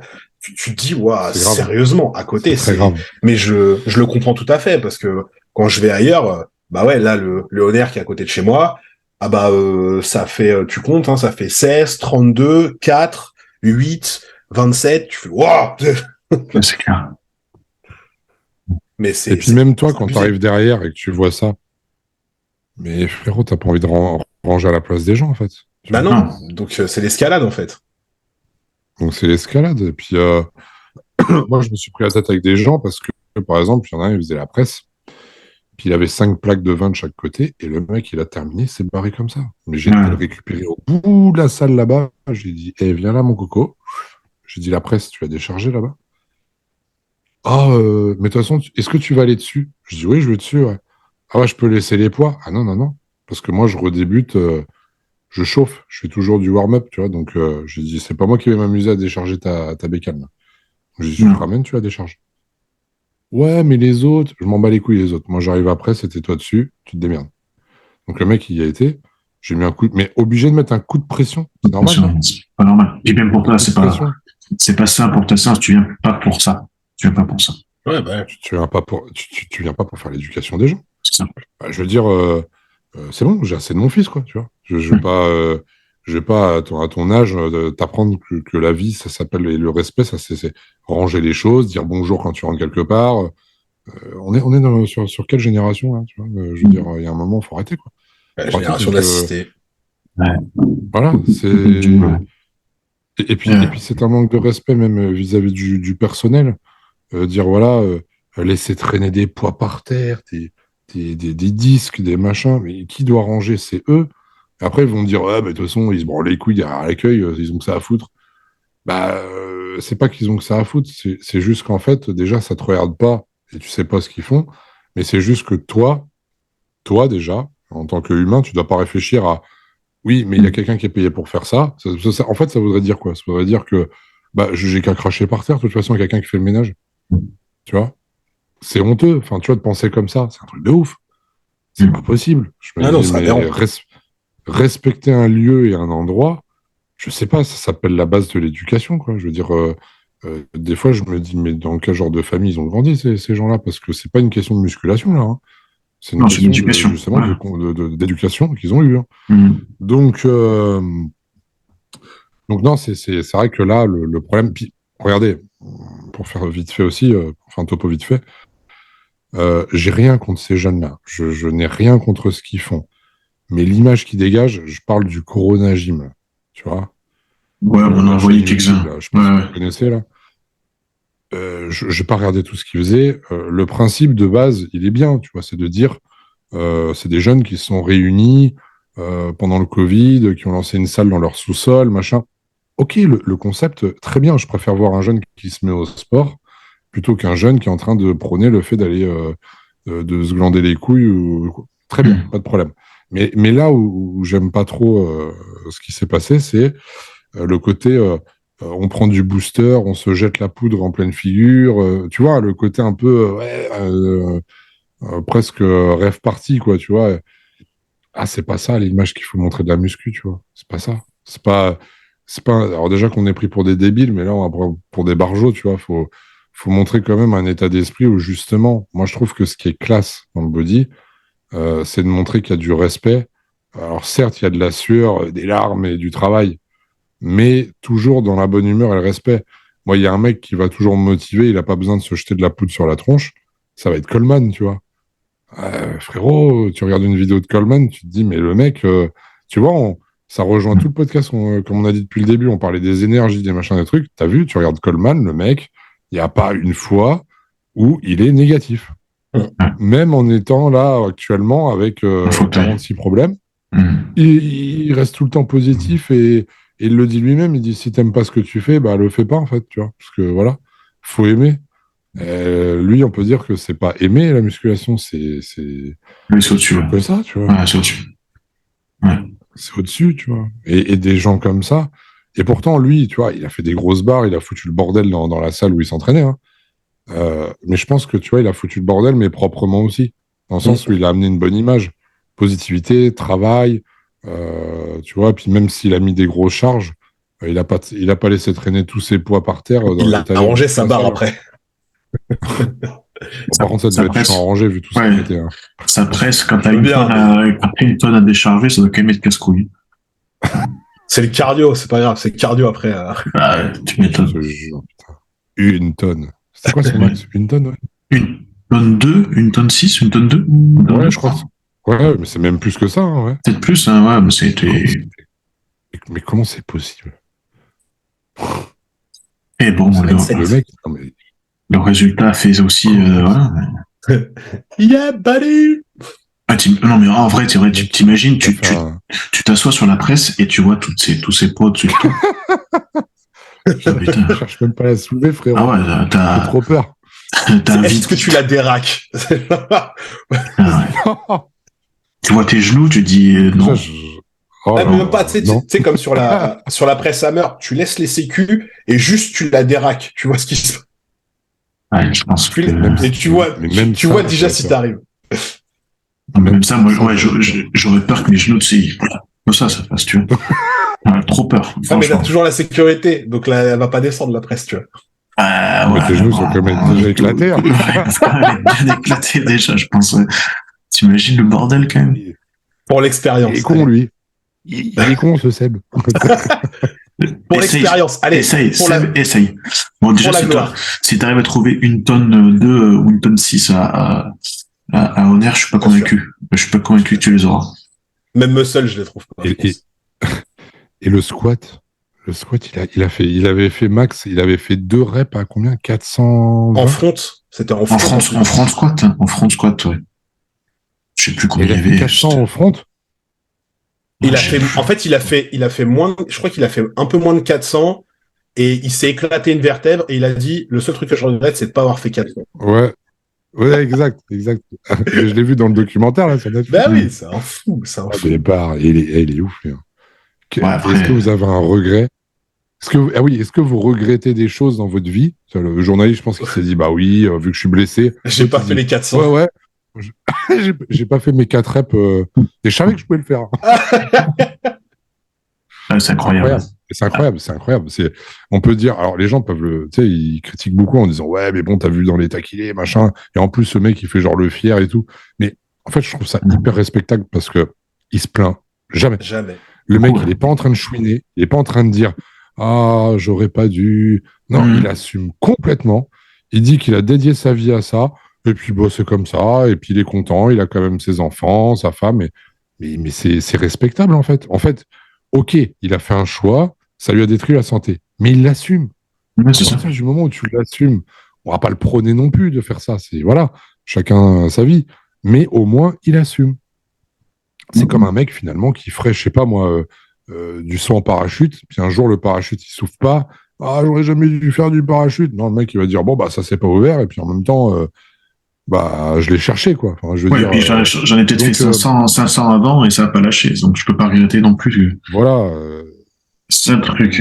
Ou C'est un comme. mec qui ferait, Tu sais, Cutler, il l'a dit aussi. Il dit à quel moment, je sais que j'ai perdu des années de vie avec tout ce que j'ai fait, mais à quel moment je vais regretter, sachant que j'ai été quand même pendant plus de 10 ans le deuxième meilleur. Je faisais partie des deux meilleurs bodybuilders au monde. Je peux pas le regretter. bah, c'est ça. Bah, c'est ça. Et encore, franchement, je trouve que Cutler, c'est quand même une sacrée marque d'intelligence. Pour moi, Parce c'est que- le body qu'il faut prendre en exemple. En vrai. À niveau business, en plus, Clairement, derrière. Mais c'est ça, niveau business, ouais. même niveau image. T'as vu l'image qu'il a? Il a plus de 50 ans. Sur YouTube, ça doit être un des meilleurs bodybuilders actuels sur YouTube. Et pourtant, Ces podcasts, ils sont vraiment bien. il est retraité depuis je sais pas combien de temps, tu vois. Tu le vois, c'est un mec qui a tout compris. Qui a tout compris, qui est intelligent, qui a tout compris. C'est exactement ça. Et puis en fait, lui, il a eu l'intelligence, comme tu as dit Alex, de prendre la vie étape par étape. Tu vois. Il a été body, il a fait son nom. Il a arrêté le body au bon moment, il a fait son business, etc., etc. Donc en fait, il a bien cheminé les choses. Et ouais, je pense que c'est vraiment pour le coup quelqu'un de très intelligent. Et je pense que même ça se voit sur son physique. Au niveau de la santé, ça doit quand même plutôt bien se passer, quoi. Tu vois. Malgré tout. Il respire quand même quelque chose. Quelque chose de ça. Oui, on sait qu'il est diabétique et certaines choses. Moi, je trouve que je trouve qu'il respire quand même, pour un body, il respire la santé, vraiment. Ouais, c'est ça. Je trouve. Et à une époque où il a concouru, où c'était un petit peu l'anarchie sur certaines choses. Donc, ouais. Tu vois, il y a des physiques comme ça où, après les compétitions, les mecs, ils font fatiguer. Tu vois, je vois Denis Wolf, il a pris un coup de vieux, mon pauvre. Oh L'histoire, t'as qu'à là, ça va mieux. 50 kilos, quoi. Les Cormier qui à arrive une époque, pas là, à marcher. Ouais. Non, c'est vrai. ah, c'est compliqué. Hein. C'est compliqué. Hein. Non, mais ça abîme. Ça abîme. Quoi qu'on dise, ça abîme de ouf. Ouais, surtout, bon, c'est comme ça. Tu sais, c'est comme, je sais pas, tu prends Michael Jordan, tu regardes ses mains, tu vois qu'il a souffert. Et c'est normal, t'es arrivé à un tel sport, un tel extrême dans ton sport, tu peux pas ne pas avoir de séquelles. Sauf que dans le body, bon, bah, on sait ce que c'est, et on sait que ça peut t'enlever plus que des années de vie, quoi. Donc, c'est ça. Ah, puis alors, nous, on a deux paramètres. Hein. On a à la fois le côté physique, soulever des charges lourdes, etc. Et puis, alors, t'as le côté En interne. protocole chimique. Alors, Ah ouais, en interne, tu sais pas ce qui peut se passer. là, on a droit à tout, là. Et non, c'est pas simple. C'est pas simple. C'est pour ça que. Et puis bon, puis c'est comme tout, hein, j'ai envie de te dire, il y a un mec qui peut être, enfin un pilote de Formule 1, il peut très bien concourir pendant 10 ans, 15 ans, et puis un jour il a un accident, et puis il va se retrouver paralysé à vie. Tu vois. Ouais. Et puis en faisant autre chose que de la Formule 1, par exemple. Genre du ski. Genre du ski. Ouais, en plus, putain, j'ai pris l'exemple, mais c'est vrai, en plus, c'est tellement bête quand tu y penses. Et pourtant, c'est pareil. En plus, lui, il a vécu la mort de Senna devant ses yeux et tout, et il a échappé tout le long de sa carrière, et puis ça arrive après. Donc, comme tu dis, tu peux pas savoir ce qui se passe. C'est incroyable quand tu penses. C'est incroyable. Bon, les gars, ça fait un petit moment qu'on enregistre. Ouais. Je crois que Seb, tu vas être en retard, non? Ouais, bah, je suis déjà en retard, c'est pas grave. T'inquiète. Alors si tu veux, moi j'ai des conseils à te donner. Pour les retards. J'ai vachement l'habitude. Alors, du coup, faut pas stresser. Hein. Tranquille, tu dis bon, bah voilà, écoutez. C'est comme si c'était l'autre qui était en retard. Tu fais comme si c'était l'autre qui était en retard. Tu fais comme si c'était l'autre. Moi, je suis en retard. C'est toi qui en avance. C'est toi qui en avance. On est en avance. On n'est pas sur le même fuseau horaire, mon gars. Je te jure. Bon, en tout cas, merci les gars, c'était bien cool. Bah, de rien. Pas grave, merci à toi pour ton invitation, en fait. Bah, pas de souci, avec plaisir, toujours. Et puis, de toute façon, on se refera ça comme d'hab. On se refera ça. Oh, bah, y a pas de raison. Hein. Il faudra qu'on arrive à se caler quand même un sujet précis, parce que ça fait quand même 2 podcasts que je fais avec toi, où ça part en couille, hein, je te le dis. Il y a un sujet, finalement. Et le pire, c'est qu'on avait un sujet de base à chaque fois. Et puis à chaque fois. Le pire, c'est qu'il y avait un sujet à chaque fois. Et puis on le traite pas, quoi. On le traite pas. Ouais, bon. Je jure. Bon, bah, du coup, on va en refaire un. Voilà, on en refera un, avec ou sans sujet. On va remettre une boîte à questions. Au moins, les boîtes à questions, on est fixé, tu vois. Les questions, elles passent. On peut dériver un peu, mais on revient toujours aux questions. Là, pour le coup. Mais ce qui est marrant, c'est que quand on ne traite pas une thématique précise ou tu vois un thème, c'est que c'est là où j'ai trouvé que les podcasts étaient des fois les plus intéressants. Parce que tu as vu, on part dans des sujets, mais mais c'est nature, surtout. Une discussion qui n'est. Voilà, c'est ça. Et regarde, on a parlé au début de ce podcast, finalement, de la psychologie des énergies pour en arriver à Ronnie Coleman qui mettait 1 tonne 4 sur la presse. C'est ça qui fait le côté. Je pense que c'est pour ça que les gens aiment aussi, mais c'est ça qui est cool. Voilà, donc voilà. C'est un podcast qu'on retrouvera sur ta chaîne, bien sûr. Bien sûr, sur ma chaîne, sur YouTube, Spotify, et puis je sais pas trop quoi, parce que après c'est automatique, de toute façon. Donc, vous trouvez les liens, de toute façon, ça se fait tout seul. Donc voilà. Bon, merci les gars, on se dit à très vite. Merci à toi, yes. Allez, ciao. Ciao tout le monde. À très bientôt pour un prochain. Allez, ça marche.